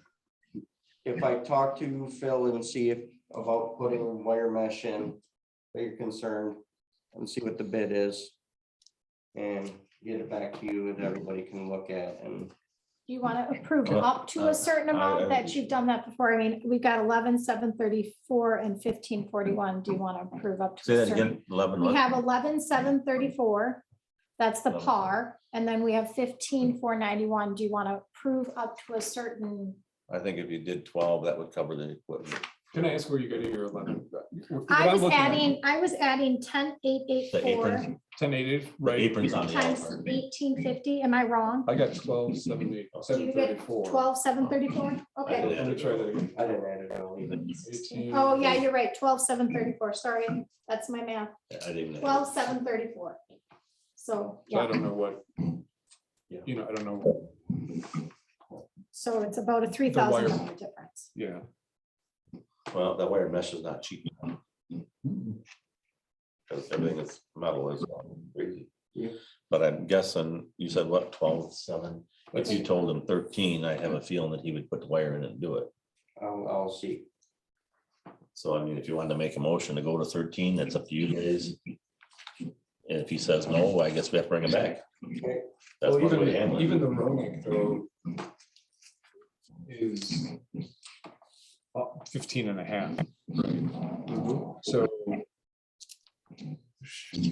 if we approved up to 14,000, we'd still be ahead of the Ronak bid. And then, but try to get 13 from the PAR bid. You know what I'm saying? So we need to I talk. know what you're saying, but I don't know. Well, I mean, would he add the mesh, you think, for $300? I think you would. Really? Mhm. Okay. I really do. What do you think, Fred? I'll give it a shot. I'll call him tomorrow. Otherwise. It's. I think I'm gonna use in a row. Because it will be I don't for care. the It's up full it's up to you 45. guys. I mean, if you want to make a motion or something, go ahead. Will it be for the full 45 by 42 pad? Like, whatever the- 77 square feet. Yeah, that minus the 7 Yeah, square that little feet piece is of the concrete they'll limit. leave in.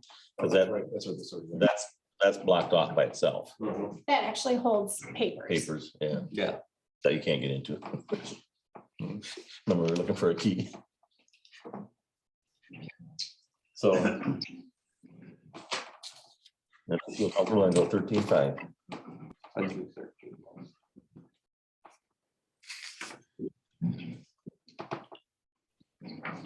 13. Is that the motion? What's that?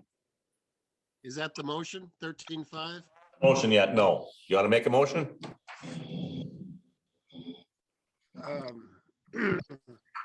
Yes, I'll make a motion to approve Park Concrete to accept Park Concrete proposal with the possibility of the addition of the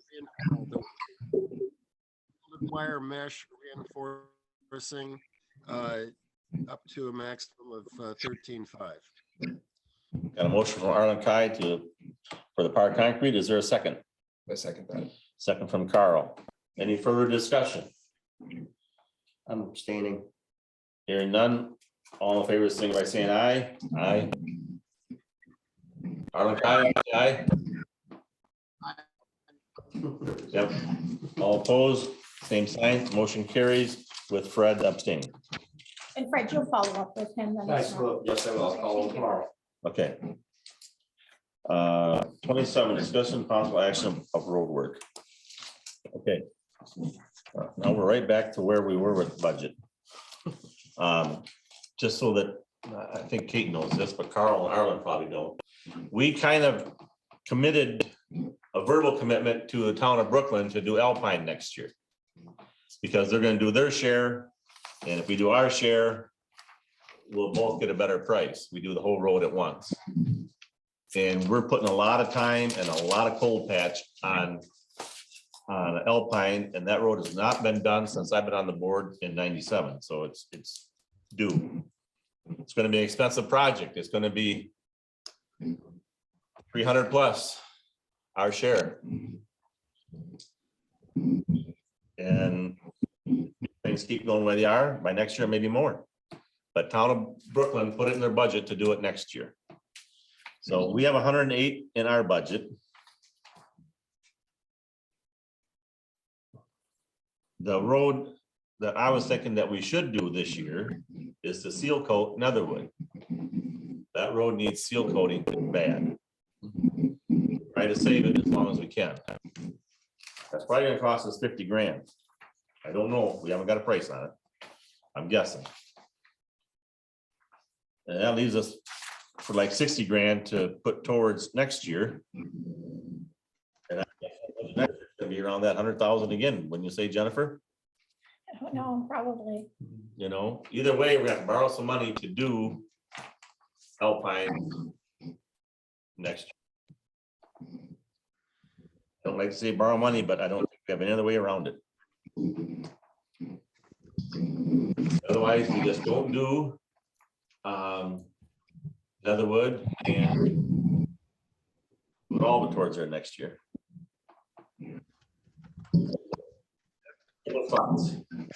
Carl? My thoughts go back a little bit to the equipment discussion that we're having about, okay, here are the, in this case, here are the roads, here's how much life we think we'll get out of it. Here's what we anticipate the cost will be in this particular year in the future. And fold into that the pavement grading, you know, and I don't remember what the scale is, but up to whatever it is. So for me, that would be helpful to see. Yep. I agree. Because then then it's not just from right now, for me, if I drove around, it'd be a total judgment call. Mhm. Like, oh, that's the potholes and, cracks and crumbling, whatever. But to have Able or whoever go through and grade it and then give an estimate of, how many miles is it for this condition, roads, and maybe it's Alpine, maybe it isn't, maybe it's Netherwood, maybe it isn't, but we would know that what the next few years are going to look like. So I would love to see that. I understand if we made a commitment on Alpine, sitting here, I don't know that Alpine would be the first one. I mean, I just don't know. Some people may know, other people may know, I just don't know. And the guys have already discussed that they want to do Alpine next year. Okay. That's been it's been put off for, well, we put it off when we did Lincoln and Storytown. So we've been putting it off and been putting it off. What do we put the trip fund back on there, right? The trip fund is back on there. 17,000 back on that road. So that was what we applied for when we applied for the trip fund. Yeah. And so I included that trip fund paperwork, and I think at the time that we did it, the trip fund said that road would cost $335,000. That's on page 64. It was saying 335,000. Now that was, you got to remember, I was doing this trip fund in 2021. And so then we got 17,000. You can move this money one time, and we already had done that Right. when we were on the village's timeline to do Lincoln. So this would be the second time. And then I included on page 66, I just found the town of Brooklyn's minutes where they talked about, I had shared some information because you can get some grant preference if you do work with another municipality. And then I included on there, just because I know some of you are new, pages 67, 68, 69 are all of the town roads, and it talks about the miles. So those 4 pages are just our town roads, all of our town roads and the miles. And then this comes from a program called Whistler. So the accuracy of it, I cannot say. This is computer generated. It's just a needs analysis of the roads.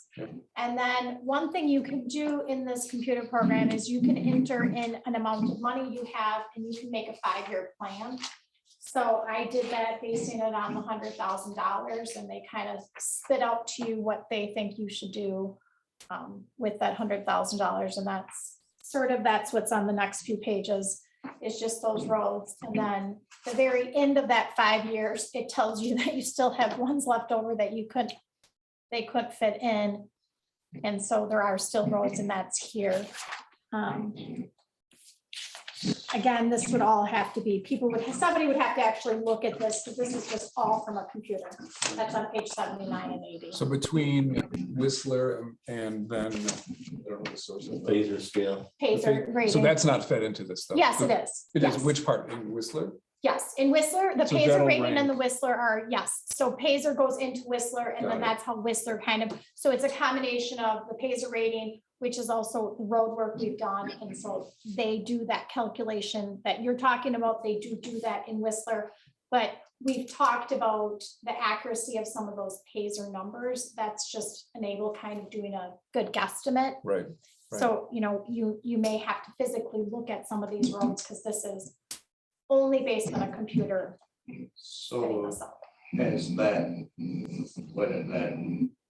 what's that called? Pacer, Hazer? yeah, Hazer had Lincoln Road before we redid it as a pretty high Yeah. quality road. I think, So you can, I think it was a take- 7. Yeah, you can take that with a grain Yeah. of salt, because, Yeah. I mean, basically, Yeah. you got good judgment, go drive a road and see what condition it is, because that, I think it was a 7. it was a 7, and it was basically shoulders were falling apart, it was a junk road. So That's interesting. any common sense goes a long ways in this end of the deal. Gotcha. So just because the computer or somebody says that this should be done, Yeah. it's a judgment call on our part more than what somebody Right. somewhere else is telling us what to do. Yeah. Common sense goes a long ways. A in support of Carl's having that list, I'm thinking of a depreciation schedule. That what is the that we can have something that's a little bit easier to read. This is very complicated, and to try and coordinate something, but it would be great to be able to say, yeah, we've got to spend 200,000 a year, or maybe it's 250, or maybe it's 300 a year to be maintaining the roads. But if we have something that budget wise, that would be lining out and spreading that out over the years and rationally doing it. And as Fred's saying, use some common sense in looking at the condition of the roads as to what needs to be done. Factor that in there as well. Yeah, and I'll tell you, 100,000 ain't gonna go far on the road today. Less than a mile. Say again? 100,000 is not gonna do much for roads. It's probably gonna blacktop you less than a mile road for $100,000 today. That'd be less. 50. Whatever the number is, let's get it planned in there. If it's a big ugly number, it's a number that we've got to deal with. Yeah, that's true. So, I did a ride along with Scott Construction, and we went through my subdivision. I shouldn't call mine. We went through Raven Oaks. Sorry, I didn't mean that. Kate subdivision. And Judd Road, and the other one we didn't go through, but from what I understand is not that great, is Hobby Horse. And so there's different ways of doing this seal coating, chip sealing, which maybe wouldn't be as horrible. They use granite, and it's clean and it's scrubbed and it's smaller, so it's easier to ride on afterwards, not it as black? bumpy. You can do whatever color you want. Hang on. Is it black? Is it because we did that on Windridge Road, and they were in here because the black stuck to their shoes and it drug it in their house. Yes, I don't know, but what I I found think out we could, is I that- think we could sweep it, and I don't think we sweep Windridge, and I think, Because I remember people Yeah. were in here with Yeah. bags full of it. Yeah. That yeah, we should So- sweep it, we weren't That was that sweeping granite? it, yeah, and, that was that black Oh. Yeah. granite stuff. yeah, we have. to Anyhow, get- so they did some in Brooklyn, and nobody complained in Brooklyn supposedly. So I've talked to this person, Colin from Scott Construction, and he's gonna let me know when they're doing another road in Brooklyn. They can't do that till it's warmer, and see what it looks like. See how long it takes, see how people feel about it. Because it sounds like right now, that's what more places are doing. Hawks Landing is doing chip sealing. So, Shorewood is. So I've kind of checking it out, seeing what's available that's maybe a little more affordable. In Raven Oaks is ready to crumble if we don't do the chip sealing sometime in the, at least have it in the plan, or else we're gonna have to do the whole thing over. So I would like, we have people say, well, when are we doing my road? When are we doing my road, or this road there? I think it'd be nice if we could have a plan and let people say, well, this is what we found is the worst one right now. Year 3, 4 in line, when we can afford it, I think people would feel better about that. I rode my bike on Netherwood 2 days ago, and Netherwood is not nearly as bad as many other roads. There are some deep cracks that it look like could be tarred or whatever you do, but it's not that bad. It's beyond sealed, crack sealing. Okay, well, look at, see, I can pick I chunks. drive Netherwood every day, Okay, and I know it's very red. It's very called for sealed road. Okay, seal coating, right. And so is Raven Oaks, or it'll be too late. I think it's too late for Raven Oaks. You think so? Okay. Yep, I really do. I mean, it wasn't that many long ago. I wanted to do Raven Oaks. But that's gonna be an expensive project. So Well, I've this got here person- Raven Oaks is 101 for Raven, or, I'm sorry. Raven We did Oaks- sections of it. Raven Oaks, 57. yeah, 50. That's just Raven Oaks Trail though. That's Raven not- Oaks Trail is 57. Yeah, we're talking, there are other We did roads. sections of it. Yeah, Which may be why this Time computer flies. generated thing is weird if we did sections of it. Yeah, because you've got Yeah. 14? I don't know what it is. And then it's weird because Netherwood has maintenance cost and capital costs. And Netherwood has 101 and then it's got 157. So I don't know what that means. I just felt, I mean, Netherwood Because is such a- Netherwood is two separate pieces, because the village, we lose part of Netherwood with the village. So that is why it's probably listed there in two separate categories. Okay. and it's an expensive road to do because it's so wide, Mhm. but I think it needs to be seal coated to save it, but So do we identify the worst of the worst and see what that number is? You know, what's the ugly number? And then try to schedule that out somehow. You know, it's gonna be a balance between timing and That's whether it's just it. borrowing or whatever, however we do it. So that's what we've been doing. Something's gotta happen.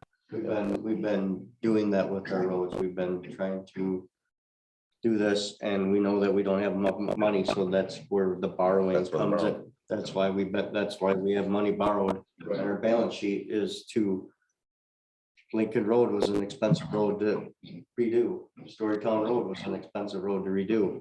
We didn't have the money, but if we didn't do it, they're gonna be gravel. Right. Storytown Road was gonna be, that thing was horrible. Right. So that's Well- where you guys keep talking about budget and how we gotta budget our money. We've been budgeting our money, and roads and fire department take up all of our budget. And so that's where the borrowing comes in to help offset that cost. You know, and I don't know, at one point, we get into referendum territory with this discussion, but, you know, if, it kind of goes back to, what do residents want? You know, what level of You're gonna ask what the residents want for level roads in the town? versus, well. You're opening up yourself a can of worms if you want to. Well, I know, but listen, okay, but That's the most ridiculous thing ever. well, no, because it comes from price tag, right? I mean, obviously. Yeah, and So- you guys are worried about budget and where we're gonna come up with money and that we shouldn't borrow, and are you gonna open up a can of worms about what do the town residents want for roads? Every one of them's gonna want a new road. I don't, possibly, but what's the price tag for it? And just to clarify, I'm not against borrowing, I'm not against a referendum, I'm not against avoiding either of those two things. But I think what I'm more for is figuring out what people want. What are they willing to pay for, accept, live with? You can't have new roads every $4, right? But I don't know. You know what I'm saying? everybody wants good roads, and if Yep. you went campaigning, everybody wants low taxes. You can't have You both. can both. You can't have both. I've seen some of the campaigns out there that, you know, the town's in debt and we can run this town without borrowing money. I want to see how we can do that.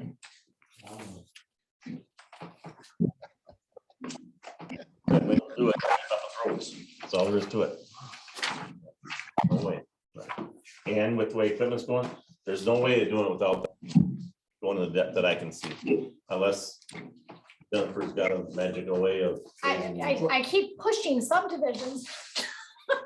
Well, Nobody wants Development's that. not gonna help us that fast. I'm teasing, No, I'm teasing you. It's not. But I mean. You know, I think, you know, I think we need as a board, we need to decide how we're gonna do it, you know, are we going to automatically add fire and EMS? That every year, borrow for that? That's one way. I guess you go for a referendum to raise the levy, is that correct, Jennifer? Or the, You can. you know, that's another way. things, right? Yeah. Tax revenue as is, borrowing or referendum. That's what we have. I to mean, work you can't, I mean, I know Kate wants to do a small section out in her subdivision with the granite. Well, if you're gonna have them come out and do a quarter of a mile, it's gonna cost you as much as doing a mile because they got. Well, that's not what I said. I'm just still gathering You information wanted to and see it. see what it looks Yeah. like, and I don't want to have people complaining and be unhappy either, but if they thought it would work, it would be less expensive. I'm just gathering more information. I just, you know, in my eyes, I think Raven Oaks has gone too far for a seal coat. I think it needs to have certain parts of it for sure. You know, it's pretty much to the point where we're gonna have to patch it until we can redo it, you know? And that's what we've been doing on Alpine. You know, 1 year, and I don't know what year it was, we had a road blow up on Tipperary Road. And that was not in the plans and not in the works, but it blew up in the winter. That, we had to do it. You know, there goes your budget. You know, you have a plan and then all of a sudden that plan changed everything, you know, right? So that road changed all our plans. So, you know, you can't always depend 100% on that either. So, I mean, we've been doing this for a long time. And I'm sorry, Pete, if you think another road does not need seal coating, I think you get some more people out there that look at it, they'll tell you the opposite. I didn't say that. I just think there's some that maybe need it worse. Well, so seal coating is this point to, some roads are past the point of seal coating, and Netherwood, we want to get it so keep it so it's not past the point of seal coating. Part of the trouble what happened with Netherwood, and it's gonna continue, is that construction on that development. You're not supposed to travel that road. I've been out there, I've had state patrols out there and have stopped trucks, but I can't be there every day. Yep. And they're gonna continue to go in and out of there. You can't, you know, I caught a Lycon truck the other day, so I went to Lycon and you know, they tell their drivers not to do it. Well, you always have somebody that's Saturday morning, they're gonna sneak out there between 7 o'clock in the morning and just go, you know, you just can't, you can't control 100%. You just can't do it. And that's what's hurting that road is that subdivision going in. A lot of heavy equipment went on that road.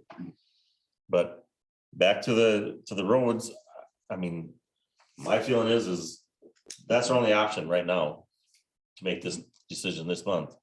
Is if we're gonna look into seal coating Netherwood, or we don't do nothing until next year and do all Alpine. That's my honest opinion. I feel like I don't know enough about the other roads, right? Like we were talking about before, in the beginning of this conversation. If there was something that, you know, the combination of these reports that we're looking at here, like Whistler and other stuff, and that was a good indicator of, okay, Netherwood's really bad, Alpine's really bad, here's the next one that's really bad. And it ranked it somehow, and we had an agreement on, yep, those rankings are good. So I don't know. I don't have the information to look at that says that. So, you know, I just don't know. No, I don't know where to go with it. I mean, This one had year one, has Fish Hatchery and Lincoln. I think Fish Hatchery, I don't know anything about anything, but I think it looks like a good road. So I'm not sure why that's listed as the #1 thing to do this year. Down south at South Fish Hatch and Lincoln. Yeah, We only own part, the Yeah, south part of it. yeah, right. So Yeah. Right. from the vet clinic to Carindale's is, and that ain't that bad a road. right. So I don't know just why, rough. right, so I don't know why they have that listed, and then they have Glenway, and then they have Sun Valley Parkway. So that's why I'm saying this is what the computer generated out.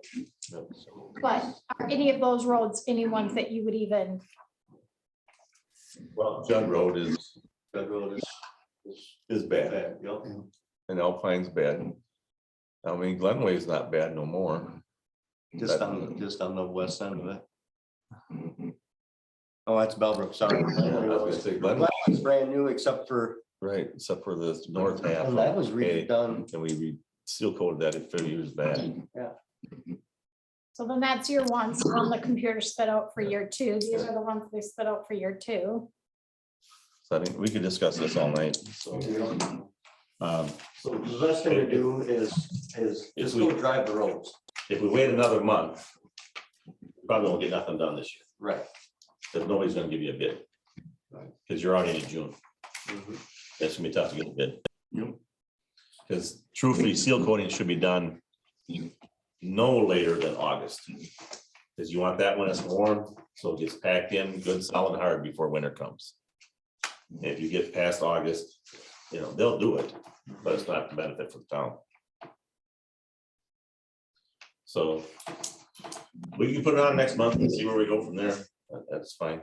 Are we gonna do crack filling too again this year? They're not gonna do any this year. No cracks. Because I think we put some money in the 13,000. budget. I think we dropped it down to maybe 8 We could this also, year. oh, do we drop it? I don't. Um, We did. Used to be 13 forever. I think we But dro- I, think we I know dropped that it that for came up budget. last year because there were some, Like, roads is an issue, no matter what. I know what you guys are saying. Everybody wants a new road, and we understand that.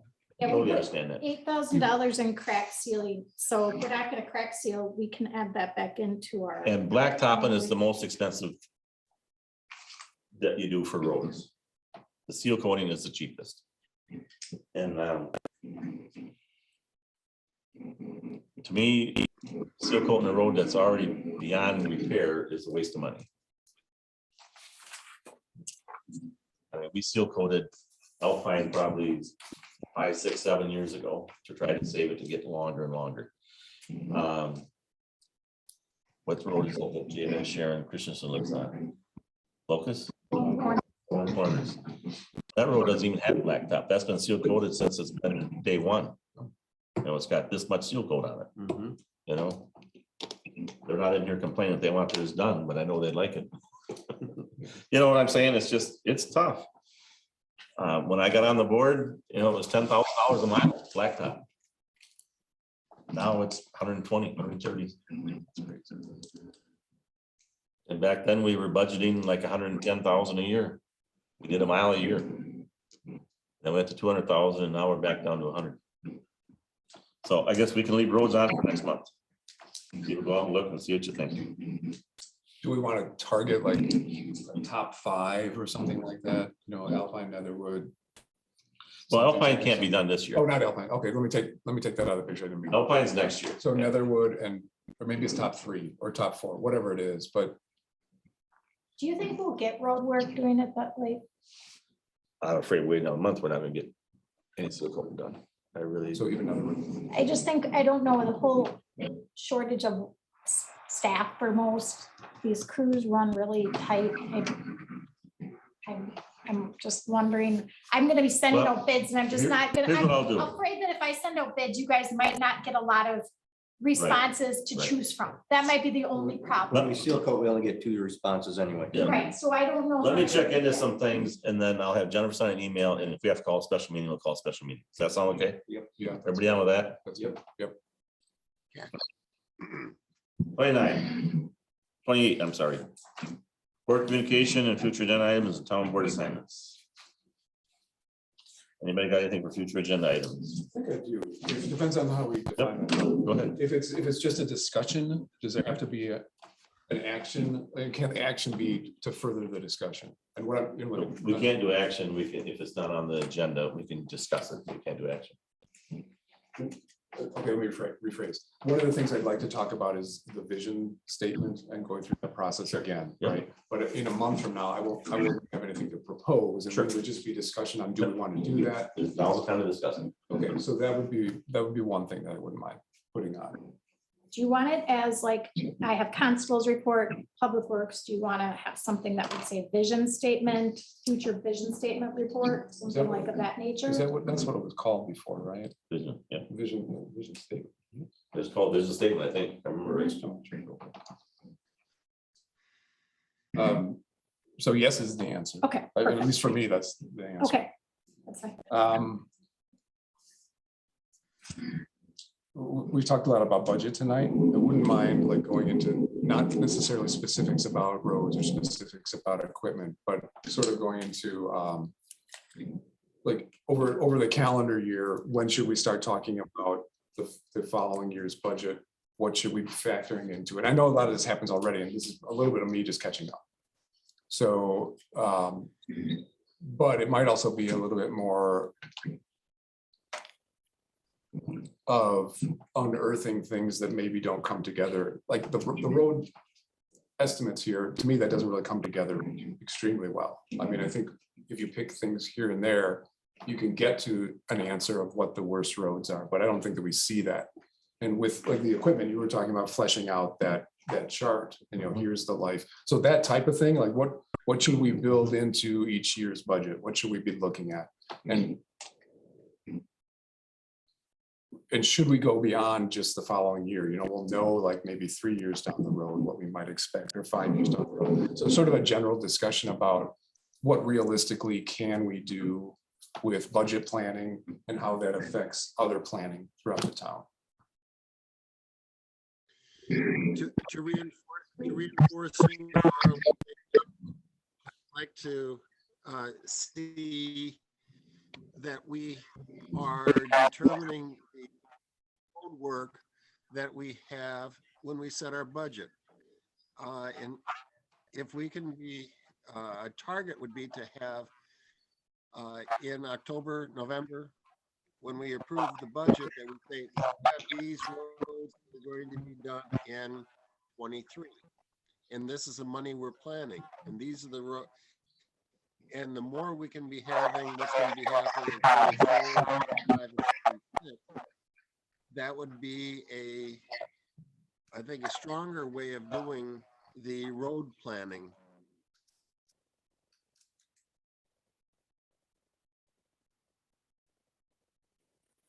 We can do that. My delay. Yep, I heard you.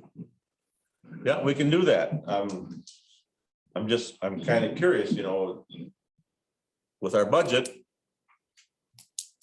how are we going to pay for it? Absolutely. And that's part of the big number that's out there at the levy limits and the what the legislature has not funding, that there's no for inflation in it. It's going to be borrowing. Be planning as far ahead as we can, and possibly bids in the now's even a little bit late to be having some bids for seal coating. It'd be great if we could get the bids in January, February, March. Yep. Okay. We've got a couple more. One, well, maybe this doesn't have to all be in one meeting. This is Right, I was like just a gonna say. 5-hour meeting, forget that. But one of the things I ran across recently, and this is again, a little bit just from getting my bearings. Yep. It was about authority over town employees, so staff, public works, torque in our situation. And what I saw was something that said the entire board is really the authority. And I know that we break it out into like a couple committees, like right now, you and Kate. So I'd like to talk through that, and I'll dig a little bit more and see what I fact check myself on what I saw. Okay. But I think it was from the Wisconsin Towns Association. Okay. But I didn't trace it back to the actual statutes to see what it says. Okay. But I would like to at least talk that through amongst the group. And then the last thing, and like I said, it doesn't have to be the same meeting. One of the things over the last few months and talking to people, communication, information flow came up a lot. People being able to feed back to the board and the board information going out. And not just, there's obviously the email sign up for agendas and meeting notices and things like that. I think the discussions tended to go more toward, I don't know that much about this particular topic. And I don't have an answer for this, but I don't know if the board has got a little bit of a role in educating people too on the different things that we're talking about. So I think communication and it goes to methods, it goes to what we might communicate, what we might want back from people. I think that would help us in a lot of situations. And it would give us some realistic feedback too, if we kind of opened it up. And part of that discussion, I think, could even be the public comment section in meetings and the board meetings, and whether, I know there are other examples in other municipalities where it's not restricted to off-topic agenda items, where it could be about the current agenda, and there may be time limits or whatever like that. But I wouldn't mind talking through that too. Well, we did that. Well, We bring it up under public comment. Does anybody have anything that's not on the agenda? And that's what that gal had to talk about with TDR. And then when we got to the sheriff's department, Mark O'Brien wanted to talk, he talked. We let people talk in the other parts too. We don't have to, but we do. No, I get that. What I'm saying in the public comment, I think some other municipalities, and again, I can fact check myself on this, will allow people to talk about pretty much anything. We do. They had the opportunity. We do now. But you always say it can't be on the agenda, right? No, I say you can talk about a public comment that is not on the agenda, is what I say. What if it is on the agenda Then we talk about it when we get to that. with the public? You're saying that, okay, I Yeah. think, I can tell you from being a spectator, that wasn't clear. And so that's on me, and that can be part of the discussion, but yeah, that's. I like I said, I'm mean, getting- we've had people in the audience before that has spoke up during items when we talk about them. Right, Now, we don't have to, that's correct. but we right, do. Right, okay. Yeah. Okay, well, I mean, so I think that could be part of the communication discussion, but I don't think it has to go. And if people wanted in, we got 25 chairs set up out there.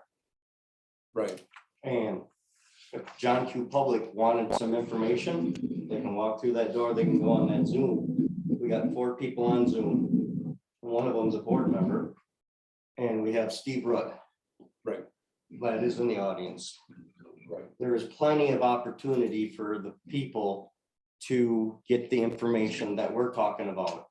But they have to either log on their computer, sitting on their couch, or get in their car and drive and join the Right, audience. and I think And they ain't doing it, and they haven't been doing it, so part of that might be on us. as far as- how's it on us? They got the information, the stuff is printed out there, they can go on our website and see what we're talking A lot about. of people don't know that exists. That's what That's the on, website that's, is. but that's on them, that's not on us. They don't know what the website is. That's on them, that's not on us. A lot of people didn't know that there was, maybe they knew there was a website, they didn't know there was an email sign up, a subscription. Is that on the website too? You can sign up. It We is. have 205. So I mean, if they look at the website, they can see where they can get signed up, correct? It's on the very bottom. I guess my point is, that is not going to be top of mind for a lot of people. Right? For anybody that's active in the community and in these meetings and are part of committees and what have you. Yeah, obviously, you know, there's a website and you know, you can sign for emails and you know all that stuff, but a lot of people don't have that. I don't know if it's motivation, that's maybe not the right word, but they're not inclined to necessarily go looking for ways that they can come and participate. So I think there is a component to that, an element to that of us reaching out. I'm not saying it's all on us, but I think there's a part of it. So anyway, it was meant to be a future agenda item, not necessarily today's agenda. I think to piggyback on that, I think that when we do the comp plan, and I could be wrong, we do have to do some outreach and we could always send postcards letting them know we're just amending our comp plan. If there was something like that, then we would then, it's just expensive, so we've not done, we, because of the expensive mailers, we've shied away from doing that and use the website more often. So, because of cost. Right. In that example, I might say, okay, how many hundreds of people have no idea what a comprehensive plan is? That's probably a lot. So that's where I think it's on us somehow to say, here are these things that we're working on. Okay, I just have one quick bit of notes. Finally heard back from Jerry DOER, he's the president. Yeah, because they're trying to give towns more authority over speed limits. And it will be up to the legislature, the state legislature in January. Of next year. But at least it's it's moving. on the agenda. And he said a lot of towns are really unhappy with the way it is right now. It's a big issue for a lot of people. So maybe that will change. The only comment I'm gonna make is when you talked about all board members and the personnel, it isn't fair for one office person to have 5 bosses and 2 people out in the shop have 5 bosses. Yeah, I don't, like I said, To report to them. you know, I think mean, that's, if, That's why if I we read say it kinds right- of job duties, right? yeah, I think so. If I read it right, and if it refers to the statutes accurately, then yeah, I don't know how it gets managed in real life. Mhm. I don't know for sure, but that's, I think, worth exploring. I mean, it's kind of foolish for one employee to have 5 bosses and 2 employees to have 5 bosses. Yeah, no, I agree. But I think one of the examples that I saw referred to a liaison, like you would choose 1 or 2 liaisons, and maybe that's the equivalent of what we're doing with committee assignments. I'm not sure. So with committee assignments, you know, Arlen and Jason are gone, so we gotta divide some of these up. So you guys got this in your packet, look at it, let me know. I'll try to put something together before next meeting. I do know as chair, I would point job duties. Look at it, let me know next month. We should get somebody on that could attend Belleville. We don't have nobody to attend Belleville right now. And It's very small. their quarterly meeting. I can volunteer for that if you want. Okay, I'll put you on there for right now. Then. So Only if I can also have noxious weeds. you can have that too. Carl, I will, when I send you an email, I'm going to You let answer them your- know at Belleville to add your email and Okay. everything. So if you start getting emails from I'll do it Belleville, once. you'll That'd be understand why. why. Okay. Yeah. I'll copy you in on all of that. All right, thanks. I think her name's Sarah. Okay, Okay. all right, clerk's report and loan update. Okay, so the first thing I did was I included in there where we are with our budget. So this would be our revenues and our expenditures versus what we had. You do have to kind of, under taxes, on page 82, you have to sort of avoid taxes. These are not accurate numbers. We have to do some audit corrections with that. So those are not, but the rest of that's pretty much in there. So it kind of will tell you what we've gotten and what we've spent so far. So it's just something to look over. And if you have any questions, you can let me know. And then, because I thought we were talking about loans, I just included all the schedules of loan payments for the loans that we have right now. Those would start on page 88. Everyone would have seen this before, but we of course borrow from the Board of Commissioners of Public Lands. And this just shows how much we borrowed and when our payments are due. And the loans that we have out there right now. And then this is the totality of all of the loans that we have. We don't have any other loans other than the ones that are here tonight. So page 87 would be our loans, and then the following pages are just those schedules and payments. Sorry about my screen at the same time. And then because there were some new board members, I just included a little pamphlet from the Board of Commissioners of Public Lands, just so it gave you some information of who we're borrowing from and why we used to borrow from them. And then it doesn't look like we're going to be borrowing this year at all, but I just wanted to include the current interest rates, which is 4%. This obviously fluctuates like interest rates do. And then I think the last thing I included was another just fact sheet on where we borrow from and information on them. My second thing is Dane County is finally holding an in-person training. We are going to be gone next Wednesday to go attend that training. We are also going to have some hands-on training with the Badger Book, which is the electronic voting equipment that I've talked about. So I'll have some information to report back. And that's unless anyone has any questions. Just have a quick loan Yeah. question. So it looks like, so road costs are taken over 4 years, it looks like. Yes. For, we if there's, typically- not road costs, but borrowing for road. That's a number that the board has been comfortable. You Kind will of the see, size of the loan, we kind of go by too. yeah, and so you'll. What the payback plan is. I didn't include it, but the Bureau of Public Lands, you make one large lump sum payment. And if you borrow after September 1st, you don't pay till the following year. So there's a loan in here on page 91. It's 3 loan payments.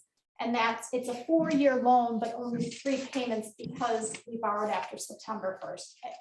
It's the way that they structure their loans. Okay, and then of the existing loans, there's road work, oh, there's a truck on there, so there's equipment for vehicles. We Okay. pretty much combined equipment and road work for the last few loans The that last we've loan. done. Yeah. Well, just the one last one, I we think one did- prior to that, we did just do roads. We did road work in the plow truck in 2020. Last year, we did road work, and then we bought the tractor. And then the year before, which was really the first time we ever borrowed money for a road, was Bellbrook. And that was just because Bellbrook was so Okay. expensive. And then this Brooklyn and Fire EMS one, there was, and this was a little bit, I don't know, can't speak too much to this, but there was one municipality that took on the entire debt, and they could no longer do that. So each municipality had to own their fair share of the debt. So this is the town of Oregon's share of the debt in the Brooklyn Fire and EMS building, and we had to take out a loan for our debt in that building. And that sort of just came about. That's And then this would be, obviously, it's a very long, but it's a building. And so the life expectancy of a building Right. is greater. So which is why you see that we would have that paid off in 2035. But the upside to that is it's only a $12,000 payment. And we would, speaking of life of things, assets, whatever, we wouldn't take like the road or equipment or trucks, all of that's gonna have a life beyond the 4 years. That's correctly. Yeah, we So, never, they right. didn't really. Borrowing is actually relatively new, and so they really didn't take that. I think, like Wayne said, they had mostly wanted to have the money available to pay for it when they Right. could. Okay. And right, it's only been in the recent years that that's not been possible. Right. And you can see on each of these, they'll have that interest rate that, we paid for, or we, when we got these loans, what they Mhm. were. Okay. Anything else, Wayne, that you would add to that, I No, guess? you cleared it up pretty good. And then I have on your, there was this that came out today. It's some training information from local government. If anybody wants anything, just let me know and I can get you signed up. I will be ordering the board of review training, and usually that's a CD or it might be a download. I'm not sure what they'll do this year, and I will get back to everyone as well. Oh, one more thing, I'm sorry. We've been getting a lot of calls. It's on page 50 of your packet. 55-0. 50, yeah. The Keller sisters have their property for sale. And a lot of interest. So just letting everybody know if you get calls. Yeah, I'm sure. I think they're passed on, so. No, one's still alive. Doris still alive? Really? I thought she passed. Nope. So I want to say, someone said, it says on here 61 acres, but someone told me there's 500 acres. But Yeah. I'm not They- really quite sure. They own like to the west. The 61 would just be from probably Netherwood or from that subdivision in, be my guess. Yeah, I don't. It's Alpine Road. The village bought that land, I think, from them too. Or the school did for the libraries when I go. I think that was Alpines at one time too. So I don't know. It looks like they're selling it, with what would be for building sites, but again, I don't know. I just wanted to make everyone aware because we've just gotten a lot of interest here in the office. There you go. Just got one with that. This year, they're on Alpine Road. Oh, yeah, they got the land on Alpine Road too. That's what this is for sale. Oh, is that what's for And then sale? there's some for sale in Glenway Circle. Do they own up there too? I don't know. This is directions, Fishers Road South, left on Lincoln, right on Glenway, right on Alpine Road. So this is their land on Alpine. Jason bought part of that. He did. He didn't buy the buildings, bought some of the land. That's what this is. Just got a thank you to hear from Sam Ace, who used to be an employee of the township. Son of plant for his, when he passed away here. If you want to see that. And the other thing I got is the office hours are Monday through Friday, 8 to 4. So please respect the office staff. Without calling or texting on weekends, nights, after hours, or before hours. If you want to shoot them an email, then they can answer when they want to answer. But unless it's an absolute emergency, their weekends are off.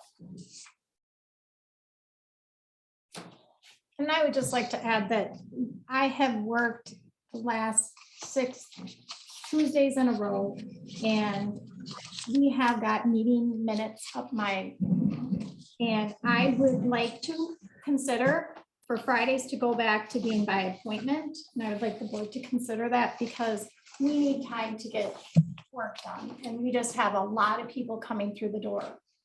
And we normally be here, but if it's like me being here this many Tuesdays in a row, it's wearing on me personally. So something I just like the board to consider. Sure. Okay, item 29. Can we, What's that? can I just go back to that? So is that an agenda item for next That'd have to be agenda. meeting? Yeah. For next meeting, is that, will that be one? Item 29. So move. Motion for Fred to move at I'm waiting. I'm 8:54. Is there a second? I'll second that. Second from Kate. Any further discussion? Here none, all in favor, signify by saying aye. Aye. Opposed, same sign. Motion carries. I'm taking out because on this it says. Is it 30? Oh, I'm sorry. What, 29, we're going back? Item 30. Arlen, Kai, anything from you? Sorry I wasn't there, but best not to infect you. Thank you.